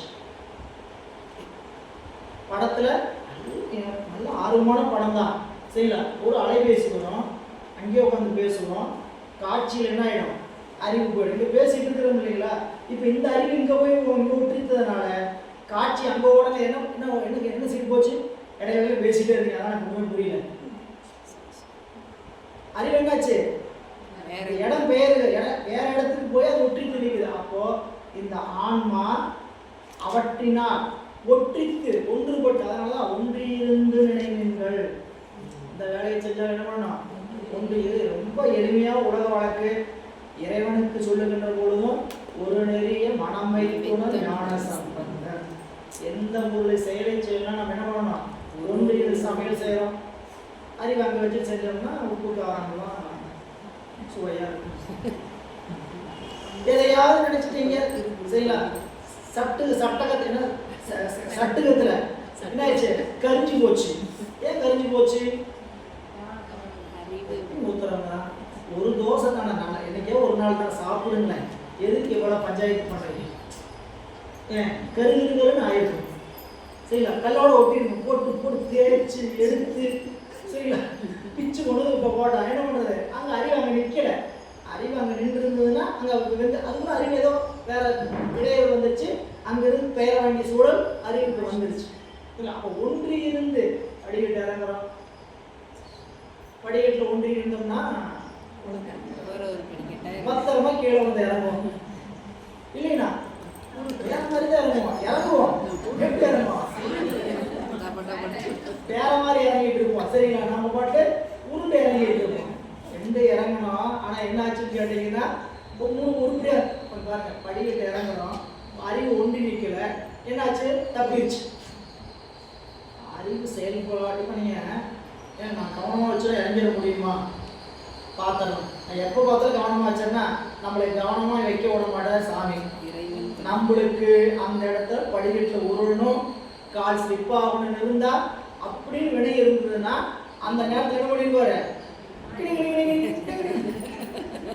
எப்பயும் அடிச்சு எடுக்கிறது தான். சரிங்களா? அன்னைக்கு ஏதோ பாதத்தில் தவான் எடுக்க போனோம். சரிங்களா? கால் மாறி வச்சுட்டோம். இது வினை. வினையினுடைய அனுபவத்தை விட்டுறதுக்கு என்ன பண்றாரு? அறிவை செலுத்துறார். அப்ப அறிவு செலுத்துறாரு எங்க செலுத்துறார்? சுத்த தத்துவத்துக்கு உட்காந்து செலுத்துறார். சுத்த தத்துவத்துக்கு என்ன பண்ணாரு? நாதம், விந்து, அகாரம், புகாரம், மகாரம் எழுத்துக்களை வச்சு அறிதெய்வங்களை வச்சு இந்தந்த கருவிகளை எல்லாம் போய் செலுத்துங்க. என்ன பண்ண? ஞானத்தை குறை, செயலை அதிகப்படுத்து, வேகத்தை அதிகப்படுத்து. அறிவு என்ன பண்ண? குறை. அறிவு அங்க வைக்க பண்ணவன வேகத்தை காலை வேக வேகமா எடுத்து வை அப்படின்னு சொல்லி நெளிச்சு எடுத்துமா என்ன பண்ணிடுவோம்? பல்டி தான். அப்போ இது எல்லாமே வினையினுடைய அனுபவத்தை இறைவன் ஊட்டுகிறார். அப்ப அந்த கருவிகரணங்கள் எல்லாம் அந்த கருவிகரணங்களோட உயிர் ஒன்றுபட்டு நின்றால் ஒழிய ஒன்றையும் விடையே. அதனாலதான் அவற்றினால் ஆன்மா ஒற்றின்றி காணி நல்லது, அவை ஒன்றையும் விடையா. அதுக்கு ஏவு சொல்றார். ஐம்பொறியை ஆண்டு அங்கு அரசாய் உளம் நிற்ப ஐம்பொறிகள் உள்ளம் அறியாவாம். ஐம்பொறியில் காணாதில் காணாது காணும் புலம் காணாதில் காணா கண் கேளாசு. சித்தாந்தா சரிங்களா? அப்படியே இனிமையா படிக்கிற மாதிரி. காணாதே காணாது, காணும் உள்ளம் காணாதே காணா கண் கேளாசு. அந்த சுவையு படமும் நமக்கு கொடுக்கிறார். என்ன சொல்றாரு பாருங்க பொருள். இந்த உயிர் எப்படி நிக்குதுங்க? கருவிகளை எல்லாம் செலுத்தி நிக்குது. எது போல நிக்குது? அரசம் போல நிக்குது. இந்த கருவிகள் உயிரினால் செலுத்தப்படுது. இந்த கருவிகளை உயிர் செலுத்தி கொண்டு உயிர் எப்படி நிக்குதுங்களா? அரசனாய் முதல்வனாய் நிக்குது. சொல்ற அரசாய், அதாவது அரசன் வீற்றிருக்கும் புரிய மண்டபத்தில் அரசன் இருந்து தன் ஆணையின் கீழ் அடங்கி அதிகாரம் செய்பவரை அவரவருக்குரிய அதிகாரங்கள் நடத்தும்படி செய்து உலகத்தை ஆளும் முறைமை போல. அதாவது உலகத்தை ஆளுகின்ற முறைமை. அரசன் எப்படி உலகத்தை ஆளுகிறான்? சீட்டில் உட்கார்ந்து இருக்கிற வரைக்கும் சொல்றதெல்லாம் செல்லும். என்ன அறிவிப்பு பண்ண கொடுக்கலாம்? அவர் அங்க உட்கார்ந்து சொன்னதான் செல்லும். சரிங்களா? அப்ப அங்க உட்கார்ந்துட்டு செலுத்துவதை போல அரசன் உலகத்தை, அங்க சுருக்கமா என்னன்னு கேட்டீங்கன்னா அரசன் உலகத்தை ஆளும் முறைமை போல அரசாய் உளம் தம் பொறியை ஐம்பொறியை ஆண்டங்கு உளம் உயிர். உயிர் தாம் சாக்கிரத்தில் இருத்தற்குரிய லாடத்தானத்தில் உருவ நடுவில் நின்று 5 இந்திரியங்கள் அந்தந்த இந்திரியங்களுக்குரிய விடயங்களை அறியும்படி செய்யும். இந்த உயிர் எப்படி அரசன் அத்தாணி மண்டபத்திலிருந்து அரச காரியங்களை தன்னுடைய ஆணையின் வழியாக செலுத்துவானோ அதுபோல உயிர் அத்தாணி மண்டபமாகிய குரு நடுவில் இருந்து கொண்டு ஐம்பொறிகளை என்ன பண்ணா? தன்னுடைய ஏவல் வழி செலுத்து. நாமளே ஒரு கற்பனையா வச்சுக்குவோம். அரசன் உட்கார்ந்துருக்கிறாரு. 5 இருக்கை இருக்குது. 5 பேர். சரிங்களா? குலகுரு, ஜோதிடர், அமைச்சர், படை தளபதி, 5 பேர் இருக்கிறாங்க. என்ன பண்றாரு? குலகுரு யோசனை கேட்ப அவர்கிட்ட நீங்கள் செய்யுங்க, இவர்கிட்ட நீ இதை செய்யுங்க, நீங்கள் படைக்கு என்ன வேணும் பாருங்க. இப்படி ஒவ்வொன்றும் தனித்தனியாக சொல்லி செய்கிறது போல இந்த உயிர்களும் அத்தாணி மண்டபம் என்று சொல்லக்கூடிய புருவ மத்தியம் எல்லாம் கவனிங்க. இங்கே கண்டத்துக்கு போயிட்டு உலகத்துக்கு போயிட்டு கீழே போயிட்டா இவ்வளோ செயல்பாடு கிடையாது. புருவ மத்தியில் நின்று கொண்டு என்ன பண்ணுது? 5 பொருளையும் அதற்குரிய விடயங்களை செலுத்தி என்ன பண்ணுது? அறியும் முறைமை போல அறியும்படி செய்யும். அதுபோல ஐம்பொறிகள் உள்ளம் அறியாவாம். அப்ப இடத்துல அரசனால் ஏவப்பட்ட அதிகாரிகள், நல்லா ஊமையை மட்டும் கட்டியா பிடிச்சிட்டீங்கன்னா சொல்ல வந்த செய்தி எளிமையா புரிஞ்சிடும். அரசன் அத்தாடி மண்டபத்தில் உட்கார்ந்துக்கிட்டு அந்தந்த அதிகாரிகளை அந்தந்த தொழிலுக்கு செலுத்துறான், ஏவுகிறான். அதுபோல இந்த உயிர் உருவமத்தில் இருந்து கொண்டு அந்தந்த ஐம்பொறிகள் அந்தந்த கருவிகளை அந்தந்த தொழில் செய்யும்படி ஏவுகிறது. அதுக்கு சொல்லிட்டு சொல்றார், ஐம்பொறிகள் உள்ளம் அறியாமல். அதுக்கு அரசனை ஒப்பு சொல்றாரு. அரசன் செலுத்தி அந்த அதிகாரிகள் தன் தன் தொழிலை செய்யும் பொழுது அரசன் சொன்ன அதிகார தொழிலை தவிர வேற ஒன்றை செய்ய முடியாது. அரசன் போய் படைத்தளபதியை போய் படைக்கு என்னென்ன தேவை இருக்குன்னு பார்த்துக்கலான்னு சொல்றார். சரிங்களா? அவர் சொன்ன வேலையை விட்டு வேற வேலையை பார்த்துட்டு, அரசரே ஒற்றன் வந்திருக்கிறார், உங்களை பார்த்து இந்த செய்தியை சொல்ல வேண்டும் என்று சொல்லுகிறான் அப்படின்னு சொன்னா, உனக்கு என்ன வேலை கொடுத்தேன்? சரிங்களா? அமைச்சரை போய் இந்த வேலை ஒவ்வொருத்தரையும் அந்தந்த அப்போ அமைச்சருக்கு என்ன வேலை அதை போய் பார்க்க சொன்னா அதை மட்டும்தான் பார்க்குற அதிகாரம். அங்கே சொல்ல வந்த செய்தி என்ன கேட்டீங்கன்னா, பார்க்கக்கூடாது பார்க்க முடியாது, அவருடைய அதிகாரம் என்ன அதுவரையும் தான் செல்லும். அதுபோல இந்த உயிர் ஐம்பொறிகளை செலுத்தும் அந்தந்த பொறிகள் அந்தந்த காரியத்தை செய்வதற்கு தான் உரிமை இருக்கு, அவ்வளவுதான் செய்ய முடியும், அதற்கு ஆற்றல் அவ்வளவுதான் இருக்கு. அதான் சொல்றார், அறியாமை அதாவது செய்தலை எண்ணி அதிகமாய் செய்ய முடியாதவாறு போல உயிரினால் ஏவப்பட்ட அந்த ஐம்பொறிகள் ஏவியவாறு விடயங்களை அறிதலை என்று உயிரை அறிய மாட்டா ஆயின அவ்வாறாயின் ஐம்பொறிகள் உயிரின்றி விடயங்கள் அறிய முடியாது. ஆயினும் ஐம்பொறிகள் உயிரின்றி விடயங்களை ஆயினும் அப்படி சொல்லிடுறார். உயிர் ஐம்பொறிகளின்றி விடயங்களை அறியுமோ? அப்படி முடியலாமா? இப்படி வச்சுக்கலாமா? உயிர் இல்லாம ஐம்பொறிகள் அறியாதுன்னு வச்சுக்கலாம். சரிங்களா? ஐம்பொறிகள் இல்லாம உயிர் அறிவு வச்சுக்கலாமா? அதுவும் கூடாது. அது எது போல எனின் ஐம்பொறியில் காணாதே காணாது. அப்படி பிரிச்சுடுங்க அந்த இடத்த. ஐம்பொறியில் காணாதே காணாது, அதோட ஒரு கோடு போட்டுறோம். என்ன? ஐம்பொறிகளை கொண்டு உயிர் காணாதே ஒன்றையும் காணாது. ஐம்பொறிகளை கொண்டு உயிர் காணாதே ஒன்றையும் காணாது. எப்படிப்பட்ட உயிர்? காணும் உயிர். காணும் நடந்துங்க, காணுவதற்குரிய தகுதியுடைய உயிர். நீங்க ஐம்பொறிகளை சொன்னீங்க, அது எப்படிப்பட்டது? அதுக்கு காண்பதற்கான ஆற்றல் அதுகிட்ட இல்லை. ஐம்பொறிகளுக்கு ஆற்றல் உண்டா? காண்பதற்கு ஆற்றல் இல்லை, அது சடம். சரிங்களா? அது உயிர் கூடனா தான் அறியும். ஆனா உயிர் எப்படிப்பட்டது? காணுகின்ற ஆற்றல் உடைய. காணுகின்ற ஆற்றல் உடைய உயிரே கூட கருவிகளின்றி காணும். அதான் சொல்ற, ஐம்பொறியை கொண்டு உயிர் காணுமேல் காணும், காணாதே காணாது. காணும் மூலம் காணுகின்ற ஆற்றலை உடைய உயிர் காணாது. எதை காணாது? அருளின் துணை கொண்டு காணாது. காணா கண் கேளா சரி. கீழே விளக்கம் பாருங்க. அரசரை இன்றி அமைச்சர் ஒரு காரியத்தை செய்ய முடியாமையும் அமைச்சர் இன்றி அரசன் ஒரு காரியத்தை செய்ய முடியாமையும் போல ஆகும். ஆகவே உயிரை இன்றி ஐம்பொறிகள் விடயங்களை அறிய மாட்டா, ஐம்பொறியை இன்றி உயிர்களின் விடயங்களை அறியாது. இது முதல்ல சொல்லியாச்சு. முதல் அதிகாரம் நிறைவு பண்றார். முதல் அதிகாரம் என்ன சொல்லியிருக்கிறார்? உயிர் ஐம்பொறிகளை கொண்டே ஒன்றை அறியும். பாட்டெல்லாம் மனசு ஓரமாக வச்சிருங்க. சரிங்களா? நாம் முதல் அதிகாரத்தை தெரிந்து கொண்ட செய்தி என்னன்னு கேட்டீங்கன்னா, உயிர் ஐம்பொறிகளை செலுத்தி ஒன்றை அறியும். அப்படி செலுத்தும் பொழுது இந்த ஐம்பொறிகள் தம்மையும் அறிய மாட்டார், தம்மை செலுத்தி நிற்கக்கூடிய உயிரையும் அறிய மாட்டார். உயிரும் இந்த ஐம்பொறிகள் என்று அறியாது, ஐம்பொறிகள் உயிரின்றி அறியாது அப்படின்னு சொல்லணும்னா, அடுத்த இரண்டாவது அதிகாரம் என்ன கேள்வி வருதுன்னு கேட்டீங்கன்னா, இனி இதுவும் தமது முதலாலே உணரும் என்றது. இங்க நமக்கு விளக்கம் கொடுக்க தடைகள் இருக்கும்போது விளக்கம் கொடுக்கும்போது என்ன முடிவு கொடுக்குறான்னு கேட்டீங்கன்னா, அந்த காரணங்கள் சடமாதலா இருக்காது, வாங்கி செய்தி மட்டும் வாங்கி வச்சுங்க. அந்த காரணங்கள் சடமாதலா சித்தாகி உயிரையின்றி விடயங்களை அறியாவாயினும். அந்த காரணங்கள் கருவிகள் எப்படிப்படுதுங்க? சடம். அது வேணா உயிரை இன்றி என்ன பண்ணாது? விடயங்களை அறியாது. உயிர் அறிவுடைய பொருள் ஆதலால் முதல்வன் உபகாரத்தை விரும்புமாயின், அது முதல்வன் இருந்தால் தான் அறிய முடியும். முதல்வனுடைய உபகாரத்தை எதிர்நோக்கி நிற்குமாயின் சித்து பொருளாகிய அம்முதல்வனும் எப்படி தடை இருக்கிறாங்க? நல்ல கூர்மையாக கவனிங்க. ஐம்பொறிகள் சடம், அந்த கரணங்கள் சடம். அதுக்கு உயிரினுடைய உபகாரம், அறிவுடைய பொருளுடைய உபகாரம் தேவை, வச்சுக்கலாம். ஆனா நீங்க என்ன சொல்றீங்க, உயிர் அறிவுடைய பொருள், அந்த அறிவுடைய பொருளுக்கும் அறிவிக்கிறதுக்கு வேணும்னு சொல்றீங்க. அது சொல்லும் பொழுது ஆதலால் உயிர் அறிவுடைய பொருள் ஆதலால் முதல்வன் உபகாரத்தை விரும்புமாயின், விரும்ப என்னங்க, முதல்வன் உபகாரத்தானதான் அறியும் என்ற எதிர்பார்த்து எதிர்நோக்கி நிற்குமாயின் சித்து பொருளாகிய முதல்வனும், அவன் எப்படிப்பட்ட பொருள், அறிவு பொருள், அப்படி சித்து பொருளாகிய இறைவனும் அவ்வாறே பிரிதொன்றின் உபகாரத்தை விரும்ப வேண்டும் வரும். அவனை அறிவதற்கு யார் துணை வேணும், இன்னொருத்தர் துணை வேணும்னு சொல்லி வரம்பில்லாது ஓடுகின்ற குற்றம் நிகழும். வரம்பில்லாத ஓடுகிற அதுக்கு 2ஆம் அதிகரணத்தை வைக்கிறார் மெய்கண்டார்.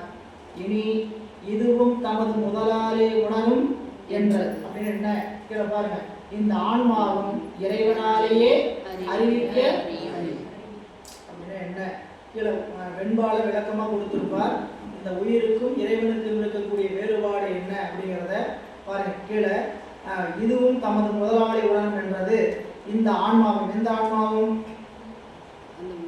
அறிவுடைய இந்த ஆன்மாவும் தமது முதல் அறிவிக்கவே ஒன்றை உணரும் என்றது. அதுக்கு என்னங்க ஏது, இப்ப தடை என்ன, ஈஸ்வர அபிகாரவாதிகள் தடை நிகழ்த்துகிறார்கள். இந்த அதிகரணம் மேற்கோள், உயிர் இறைவன் உபகாரத்தினாலேயே அறியும், இறைவன் உபகாரம் என்று உயிர்கள் ஒன்றையும் அறியாது. இது மேற்கோள்.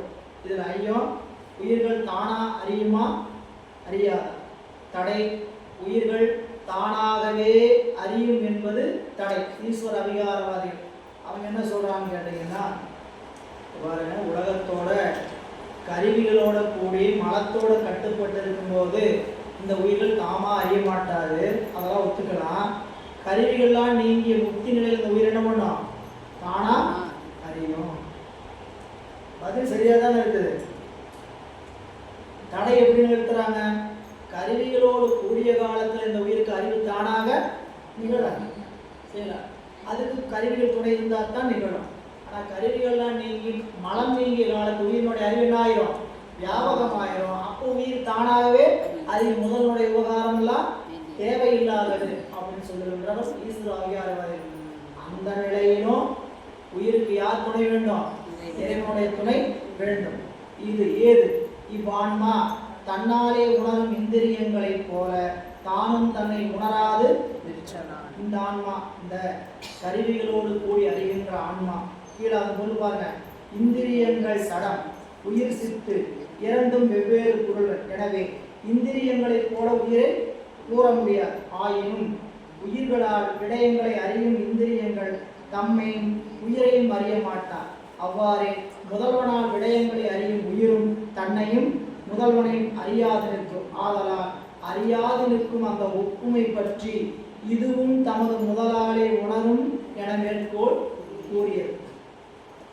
சடம் தானா அறியாது, அதுபோலவே தான் இதுவும் ஏன் சொன்னான்னு கேட்டீங்க, இந்த உயிர்களும் இறைவனுடைய உபகாரத்தினாலதான் அறியுமே தவிர தானாக ஒன்றை அறிய மாட்டாதுன்னு சொன்னதுனால அறியாது நிற்கும் அந்த ஒப்புமை பற்றி.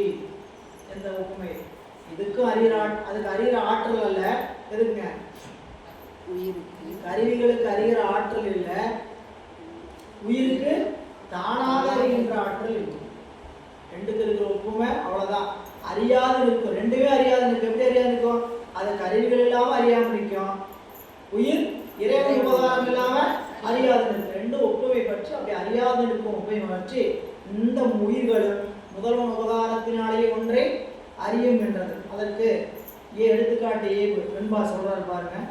மன்ன சிவன் சந்நிதியில் மற்ற உலகம் சேட்டித்தது என்னும் மறையின் இயல் மறந்தாய் சொன்ன சிவன் அண்ணா உளம் வினையால் கண்டு அறிந்து நிற்கும் கான் என்னான் சிவன் அசத்தை என்று. அருமையான பாடல். இந்த ஈஸ்வர அபிகாரவாதிகள் சொல்றாரு, வேதத்தில் சொல்லப்பட்ட கருத்தையும் மறந்து நிற்கிற. என்ன கருத்து, இறைவனுடைய முன்னிலையில் தான் இந்த உயிரினுடைய அறிவு செயல்படும் அப்படிங்கிற வேதாகம கருத்துக்களையும் மறந்து நிற்கிற. ஏன் அப்படி எடுத்து சொல்ற அப்படின்னு கேட்டீங்கன்னா, தடை இருக்கிறவன் யாருன்னு கேட்டீங்கன்னா ஈஸ்வர அபிகாரவாதிகள். அவன் வேதத்தையும் ஆகமத்தையும் உடன்பட்டு அகச்சமயத்தில் இருக்கிறான்.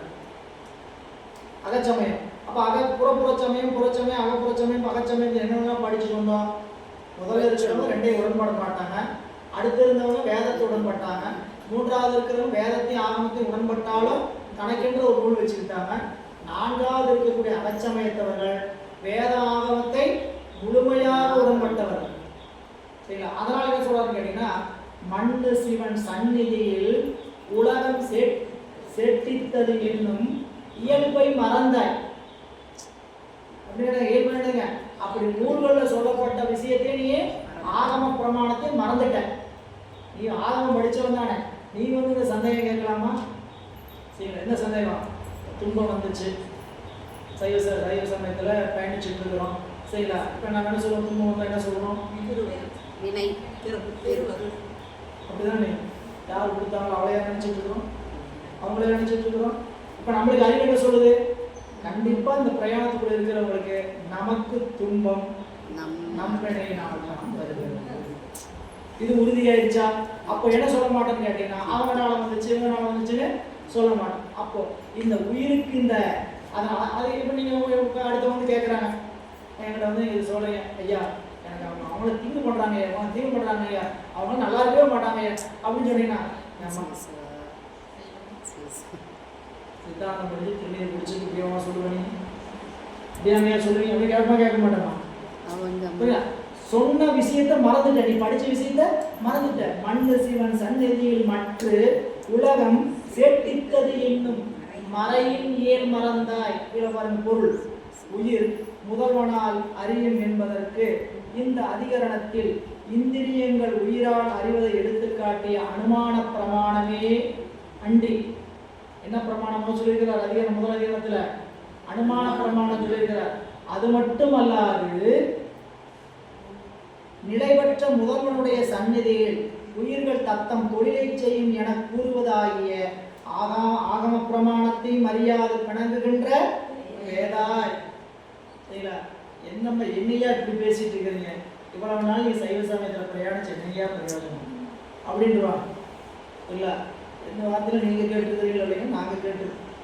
சரிங்களா? திரும்பி முடிச்சு இந்த வார்த்தையில சொல்லாம இப்படிலாம் நினைக்கலாமா மோதா? இல்லை, புதா உறிஞ்சுக்க சொல்ல வச்சுக்கலாம். அவங்களாம் வரதே இல்லைங்க, அவங்களுக்குலாம் எதுவும் செய்ய வேண்டாங்க, அவங்களெல்லாம் விட்டுலாங்க. நம்ம எல்லாருக்கும் போய் சேரணுங்கிற ஒரு நோக்கம் தான் இருக்குமே தவிர, இப்போ எனக்கு மனதில் கால் பண்ணிச்சு இருந்துச்சுன்னு வச்சுக்கோங்க, நான் என்ன சொல்லிடுவேன், அவங்களே வரதில்லை, அவங்களே போய் முன்னிறுத்தி படிக்க கூப்பிட்டு பேசிட்டு இருக்கிறீங்க விட்டுருங்க அப்படின்னு சொன்னோம்னா ஒரு சைவ சமயம் படித்து என்ன பிரயோஜனம்? சரிங்களா? அவங்களோட வினைப்பலன் அறியாமல் அப்படி நிற்கிது. நாமளும் அப்படி நிற்கிறோம்னா தான் நம்ம சொல்லுவோம். அப்போ என்ன பண்ணலாம்? அப்படி நினைக்கக்கூடாது. அந்த நிலைப்பாடு இருக்கக்கூடிய நிலையில ஆகமத்தின் இயல்பை நீ மறந்து பேசுகின்ற பேதாய். நான் உனக்கு இன்னும் மேல விளக்கம் சொல்றேன் பாரு. என்ன விளக்கம் கேட்டா, உளம் சொன்ன சிவன் கண்ணா வினையால் கண்டு அறிந்து நிற்கும் கான். அந்த உளம்ங்கிறத எது கொண்டு சேர்த்துன்னு கேட்டீங்கன்னா, சொன்ன சிவன் கண்ணா உளம் வினையால் கண்டு அறிந்து நிற்கும் கான். உளம்ங்கிறத அந்த இடத்துல கொண்டு வந்தீங்கன்னா தான் பொருள். பாட்டில் கொண்டு போட்டு கொடுத்து அப்படி வச்சிருந்தாலும் உரைப்படி எப்படி இருக்குன்னு கேட்டீங்கன்னா, சொன்ன சிவன் இதெல்லாம் தனித்தனியாக பிரித்து கோடு போட்டு நீங்கள் பொருள் வச்சுக்கணும். அப்போதான் அந்த இடமா விளங்கும். சொன்ன சிவன் கண்ணா உளம் வினையால் கண்டறிந்திருக்கும் கான். ஒரு தொடர் எப்படி இருக்குதுன்னு கேட்டீங்கன்னா, சொன்ன சிவன் கண்ணா உளம் வினையால் கண்டறிந்து நிற்கும் கான். என்ன சொன்ன சிவன்? இந்திரியங்கள் தமக்கு ஒரு காரணமின்றி உயிரின் பொருட்டே அறியும். அவற்றை போல அன்றி வேதத்தில் கூறப்படும் இறைவன் உயிருக்கு துணையாகி நிற்ப. வேதத்துள் சொன்ன சிவன் என்னதுங்க? வேதத்துள் சொன்ன சிவன். அப்படிப்பட்ட சொன்ன சிவன் உயிருக்கு துணையாக நிற்ப. கண்ணா கண்ணானா என்னதுங்க? காட்டாகி. உயிருக்கு காட்டாகி என்னதுங்க? நமக்கு காட்டுறதுக்காக சொன்ன சிவன் எது? வேதத்துல சொல்லப்பட்ட இறைவன் நமக்கு ஒரு பொருளை காட்டுவதற்காக அவன் என்னன்றான்? காட்டாகி நிற்கிறான். காட்டாகி என்னதுங்க? முன்னிற்கிறான். ஒவ்வொரு செயலையும் அவன் நமக்கு முன்னால துணையா நிற்கிறான். அதை சொல்லும்போது என்ன சொல்லுங்க? ஒன்றாய் உடனாய் வேறாய். இன்னும் நமக்கு திருமுறையை சொல்லணும், என்றாலுமாய் எனக்கு எந்தையுமாய் உடன் தோன்றினராய். உடன் தோன்றினராய் அப்படின்னாங்க, எந்த செயலை செய்தால் நமக்கு முன்னிலையில் யார் நிற்கிறார்? இறைவன் நிற்கிறார். நமக்கு அந்த திரை தெரியாது, முன்னால நின்னாலும் தெரியாது, முன்னால நின்னாலும் தெரியாது. நாம தான் அதை செய்யறோம்னு நினைப்போம். இப்பயும் அப்படிதான் நினைப்போம். அறிவு பக்குவப்பட்ட நிலையிலும் அப்படிதான் நினைக்கிறோம். நிறைய பேருக்கு அறிவு பக்குவப்படுற நிலையிலும் என்ன பண்ண நினைக்கிறீங்க அப்படின்னா, நான் தான் செய்கிறேன்னு சொல்றோம். சரிங்களா? இதை ரெண்டையும் வேறுபடுத்துறதுக்கு தான் இந்த 5ஆம் நூற்பாவையும் 10ஆம் நூற்பாவையும் கொண்டு வந்து நினைப்பார் மெய்கண்டார். 5ஆம் நூற்பாவில் என்ன சொல்றாரு? இறைவன் நம்மை எல்லாத்தையும் அறிஞ்சிட்டு நான் எப்படி நிற்கிறார்? தன்னை காட்டாம நிற்கிறார். காட்டும் உபகாரம்னா எதை காட்டி எதை காட்டாம நிற்கிறார் சொன்னோம்? உலக பொருளை காட்டி தன்னை காட்டாம நிற்கிறார். அப்படி 10ஆம் நூற்பாக்கு வந்து என்ன சொல்லுவான்னு கேட்டீங்கன்னா, ஏப்பா உனக்கு 5ஆம் நூற்பால இறைவன் எப்படி நின்னா தெரியுமா? எப்படி நின்னா? எல்லாத்தையும் உனக்கு காட்டி எல்லாம் நீ செய்யற மாதிரி நின்று செஞ்சுட்டு அவர் பின்னாடி நின்னா இல்ல. இப்போ உனக்கு பக்குவம் வந்த காலத்துல நீ எப்படி நிக்கணும் தெரியுமா? அவரை போல நில்லு. அவரை போல நில்லு. எப்படி? எல்லாத்தையும் நீ செஞ்சால யார் செஞ்சாங்கன்னு சொல்லு, இறைவன் செய்யறான்னு சொல்லியான்ற 10ஆம் நூற்பால போய் படிச்சீங்கன்னா நூற்பா என்ன சொல்லுகிறது? அவனே தானே ஆகிய அந்நெறி. அந்நெறினா அது போல அவனே தானே ஆகி அவனே எல்லாவற்றையும் செஞ்சு எல்லாவற்றுக்கும் பின்னாடி தெரியாம நின்னானே அதுபோல இப்ப நீ என்ன பண்ண அப்படி நில்லு. ஏன் இப்படி ஏகனாகி இறைவன் இருக்க, எந்த பணியை செஞ்சாலும் இறைவன் தான் செய்யறான், இறைவன் தான் செய்யறான்னு சொல்லி நீ உன்னை மறைச்சிக்கோ. எது போல 5ஆம் நூற்பால சொன்னது போல அங்க உன்னை எல்லாத்தையும் முன்னிலைப்படுத்தி இறைவனை கண்டுக்காம இருந்தவாறு இப்ப இறைவன் எல்லாத்தையும் முன்னாடி நிறுத்து, உன்னை கண்டுக்காத, மறந்துடு. அவனே தானே ஆகி அந்நெறி அதுபோல ஏகனாகி இறைவனி பக்குவம் கூட கூட கூட கூட அதுதான் வரணும். சரிங்களா? எந்த பணிக்கு நாம எஜமானன் அல்ல, தொழிலாளர். சரிங்களா? நாம யாரு? இந்த வேலைக்கு தொழிலாளர். அது அவனுக்கு வேலைக்கு கொடுத்துருக்கிறார். எந்த வேலையை கொடுத்துருக்காரு? இன்னைக்கு அன்னமாளிகை சொல்லி கொடுத்துருக்கிறார் வேலையை. சரிங்களா? அன்னமாளிகை ஏற்பாடு பண்ணமோ அன்னத்தை எடுத்து போறதுக்கான வேலையை செய்ய கொடுத்தோமோ அந்த வேலையை என்ன பண்ணியிருக்கிறாரு? கொடுத்துருக்கிறார். இன்னைக்கு பணிக்கு கொடுத்துருக்கிறார். சரிங்களா? அந்த பணியை பணிந்து பணிவோடு செஞ்சுட்டோம்னா வேலை முடிஞ்சது. சரிங்களா? அதை போடும் போதே முனைப்பு வந்துச்சு, கொடுக்கும் போதே முனைப்பு வந்துச்சுன்னா பணியினுடைய பயன் சித்திக்காது. சரிங்களா? உண்மை அதுதான். பணியை என்ன பண்ணணும்னு கேட்டீங்கன்னா நம்ம மறந்து செய்யணும். சரி, இங்க வந்துட்டீங்கன்னா சொல்றாரு, உளம் சொன்ன சிவன் கண்ணா சொன்ன சிவன் கண்ணா வினையா கண்டறிந்திருக்கும் காண்ணா உயிர்தான் உயிருக்கு துணையாக நிற்க உயிர் தான் செய்த வினைக்கு ஈடாக ஒன்றனை அறிந்து நிற்கும். ரொம்ப முக்கியமான வரி. ஒரு செயலை உயிர் அறியணும்னா எதுக்கு ஈடாக அறிந்து நிற்கும்? வினைக்கு ஈடாக அறிந்து நிற்கும். எல்லாருக்கும் அதுதான், உங்களுக்கு அதுதான், எனக்கு அதுதான். சரிங்களா? வினைக்கு ஈடாகத்தான் உன்னை நான் அறிவேன், வினைக்கு ஈடாகத்தான் ஒன்றை சொல்லுவேன், உன் வினைக்கு ஈடாக ஒன்றை தான் செய்வேன். வினை என்ன? வினை இருக்குதா? வினைக்கு என்ன? இன்னைக்கு வினை சரிங்களா? எதையாவது பேசிட்டு இருக்கும் போது கண்டதை பேசிட்டு இருந்தா நல்லா தானே பேசுவார், நல்லா தானே சொல்லுவார், ஏன் இப்படி பேசிட்டு இருக்கிறாரு என்ன அர்த்தம்? இன்னைக்கு பின்னாடி வேணா அப்படித்தான் செலுத்து. சரிங்களா? வகுப்புல உட்காந்து நல்லா தானே பாடம் கேட்பாரு, இப்படி உட்காந்து கேட்பாங்க, எதையுமே போய் பார்க்காம உட்காந்துட்டு இருக்கிறாரு அப்படின்னு என்ன அர்த்தம்? புரியலினாலும் அதுதான், தூங்க வச்சிருந்தாலும் அதுதான், வகுப்புக்கு வராமல் வச்சிருந்தாலும் அதுதான். எல்லா விஷயத்துக்கும் காரணம் என்னன்னு கேட்டீங்கன்னா ஒன்று நம்ம கேட்டோம்னா கடைசி வினைன்றாரு.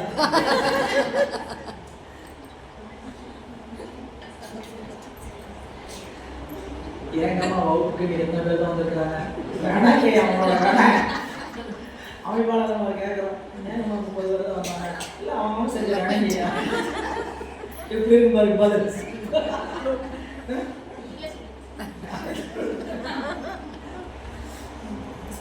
உண்மையா அந்த திருவோடு சம்மந்தப்பட்ட அப்படிலாம் பார்த்தோம்னா ரொம்ப ஒரு மாதிரி தான் இருக்கும். சரிங்களா? ஏங்க வரலைங்க வீட்டில் உடம்பு சரிங்க அதுன்னு சொல்ல முடியாது, பார்த்துக்கங்க அப்படின்னு சொல்லுவார். ஏங்க வரலைங்க, என்னை கூப்பிட்டு ஏன் கேட்கல, நீங்கள் வரல உங்கள் வேணாம் வரல, நான் கூப்பிட்டு கேட்கல, என்ன வரலாம் கூப்பிட்டு கேட்கல அப்படின்னு சொன்னோம்னா என்ன இல்லையா? உலக வழக்கத்துக்கும் சித்தாந்தம் நம்மளுடைய திருவருள் வழக்கத்துக்கு எவ்வளவோ இடைவெளி இருக்குது. ஆனால் அப்படி நிற்கக்கூடியவங்கெல்லாம் திருவருள் நின்றுவாங்க. வினைன்னு சொல்லாமல் என்ன பண்ணிடுவாங்க? அந்த நன்மை நடந்தாலும் திருவருள், தீமை நடந்திருந்தாலும் அது திருவருள் தான். அப்படி சரிங்க பண்ணிட்டீங்கன்னா இவ்வாறு இந்திரியம் உயிரின் பொருட்டு அறியும், இந்திரியம் உயிரின் பொருட்டு அறிதலும் உயிர் தன் பொருட்டு அறிதலும் ஆகிய வேறுபாடு அறிவாய். உயிர் வந்து இந்திரியம் வந்து எதனால் அறிகிறது? உயிர் வந்து இந்திரியங்கள் உயிரின் பொருட்டு அறியும், உயிர் தன் பொருட்டு அறிய. ஆனால் அடுத்த கேள்வி, சரிங்களா, இந்திரியங்கள்லாம் உயிரின் பொருட்டு அறிகிறது, உயிர் தன் பொருட்டு அறிகிறது. இந்த உயிரோட சேர்ந்து இறைவன் அறிவிச்சா தான் அறிவுன்னு சொல்றீங்களே, அவன் யாருக்காக அறிகிறான் அப்படிங்கிறதுக்கான கேள்விக்கான விடை இன்று ஆகலான் சிவன் அசத்தை என்ன. இன்று ஆகலான் வந்து தனி ஆகலான்னு சொல்லச்சோம். இன்று சிவன் தனி வார்த்தை, அசத்தை என்ன. இதுல பாருங்க பொருள், இறைவன் துணையாக நிற்பதால் இறைவனும் உயிர் போல இன்ப துன்பங்களை அனுபவிப்பானோ எனில் துணையாக நிற்பினும் தன் சந்நிதியில் அசத்தாகி உலகம் எல்லாம் சூனியமாதலால். சூனியங்கிறது என்னங்க, இன்று. இந்த இன்றுங்கிற வார்த்தைக்கு என்ன பொருள் செய்திருக்கிறார்? சூனியமாதலால். எது சூனியம்? இறைவன் முன்பாக இந்த உலகம் என்னதுங்க, சூனியம். அவன் முன்னாடி இந்த அசத்து விளங்கி தோன்றார். அதனால அவன் ஒன்றை அறிந்து அனுபவிக்க வேண்டிய அவசியம் இல்லை. அதான் சொல்றார், சூனியமாதலால் அசத்து என்னும் அமங்கலமில்லாத மங்கள வடிவன் ஆகிய இறைவன். சிவன்கிற வார்த்தைக்கு என்ன பொருள் செய்யறாங்க? அசத்து ஆகிய, அசத்து என்னும் அமங்கலமாகிய இயல்பில்லாத காரணம் வடிவு உடையவனால் அவனுக்கு பேர் என்னங்க, சிவன். சிவன்கிற பொருளுக்கு என்ன பொருள் செய்யறார்? மங்களம். நம்ம முதலே படித்தோம், அடிப்படை விளக்கம் படிக்கும்போது படித்த சிவன்கிற சொல்லுக்கு என்ன பொருளுங்க? சிவம் என்றால் மங்கள பொருள்.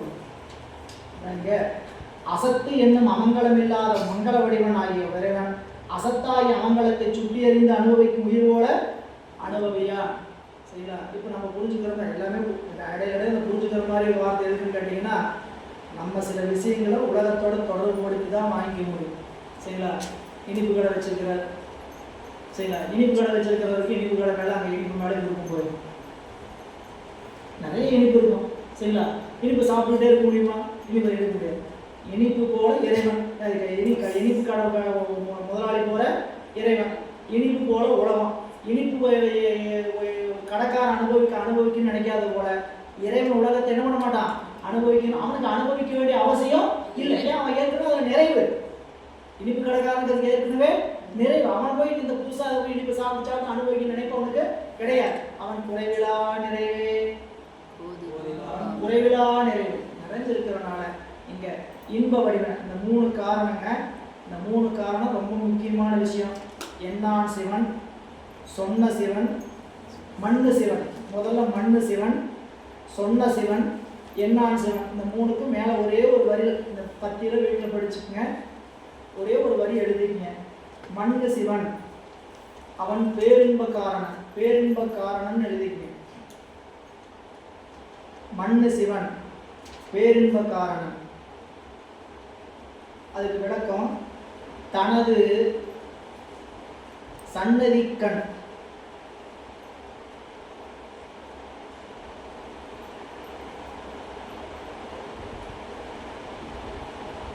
உலகத்தை இயக்குவதற்குரிய ஏய்வை உணர்த்தி நின்றது. தனது சன்னதிக்கண் உலகத்தை இயக்குவதற்குரிய ஏய்வை உணர்த்தி நின்றது. உலகத்தை இறைவன் தான் இயக்குறாருன்னு சொன்னாரே, அப்படிதான் பாட்டு படிக்கும்போது இப்போ பாட்டு என்னதுங்க, மண்ணு சிவன் சந்நிதியில் மற்ற உலகம் சேர்த்தித்தது அப்படின்னு சொன்னா, இந்த உலகத்தை இறைவன் தான் செயல்படுத்துறான்னு சொல்றீங்களே, அதுக்கு என்ன காரணம்? அவனை ஏன் மண்ணு சிவன் சொல்றீங்க அப்படின்னு கேட்டீங்கன்னா, அவன் இன்ப காரணன், பேரின்ப காரணன், அவன் பேரின்பத்தை செய்பவன். அதனால உலகத்தில் இருக்கக்கூடிய உயிர்களுக்கு பேரின்பத்தை செய்வதற்கான இயல்பின் காரணமாக என்ன பண்றான், அந்த உலகத்தை இயக்குகிறான், அந்த இயக்கத்தை செய்கிறான். இது ஒரு அடுத்தது. ரெண்டாவது சொன்ன சிவன். சொன்ன சிவன்னா முற்று உணர்வினன்.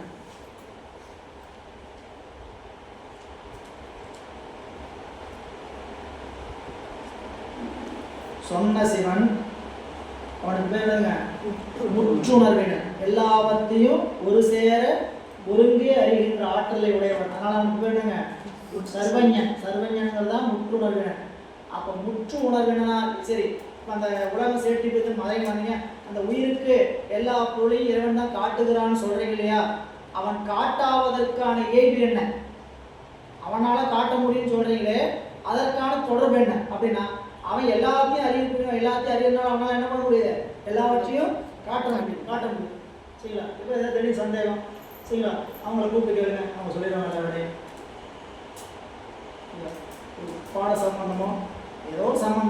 அந்த துறையை பற்றி அவங்க நல்லா தெரிஞ்சு வச்சுக்கிறாங்க. உடனே என்ன பண்ணுவீங்க? அவங்களை கூப்பிடுங்க. சரிங்களா? ஒரு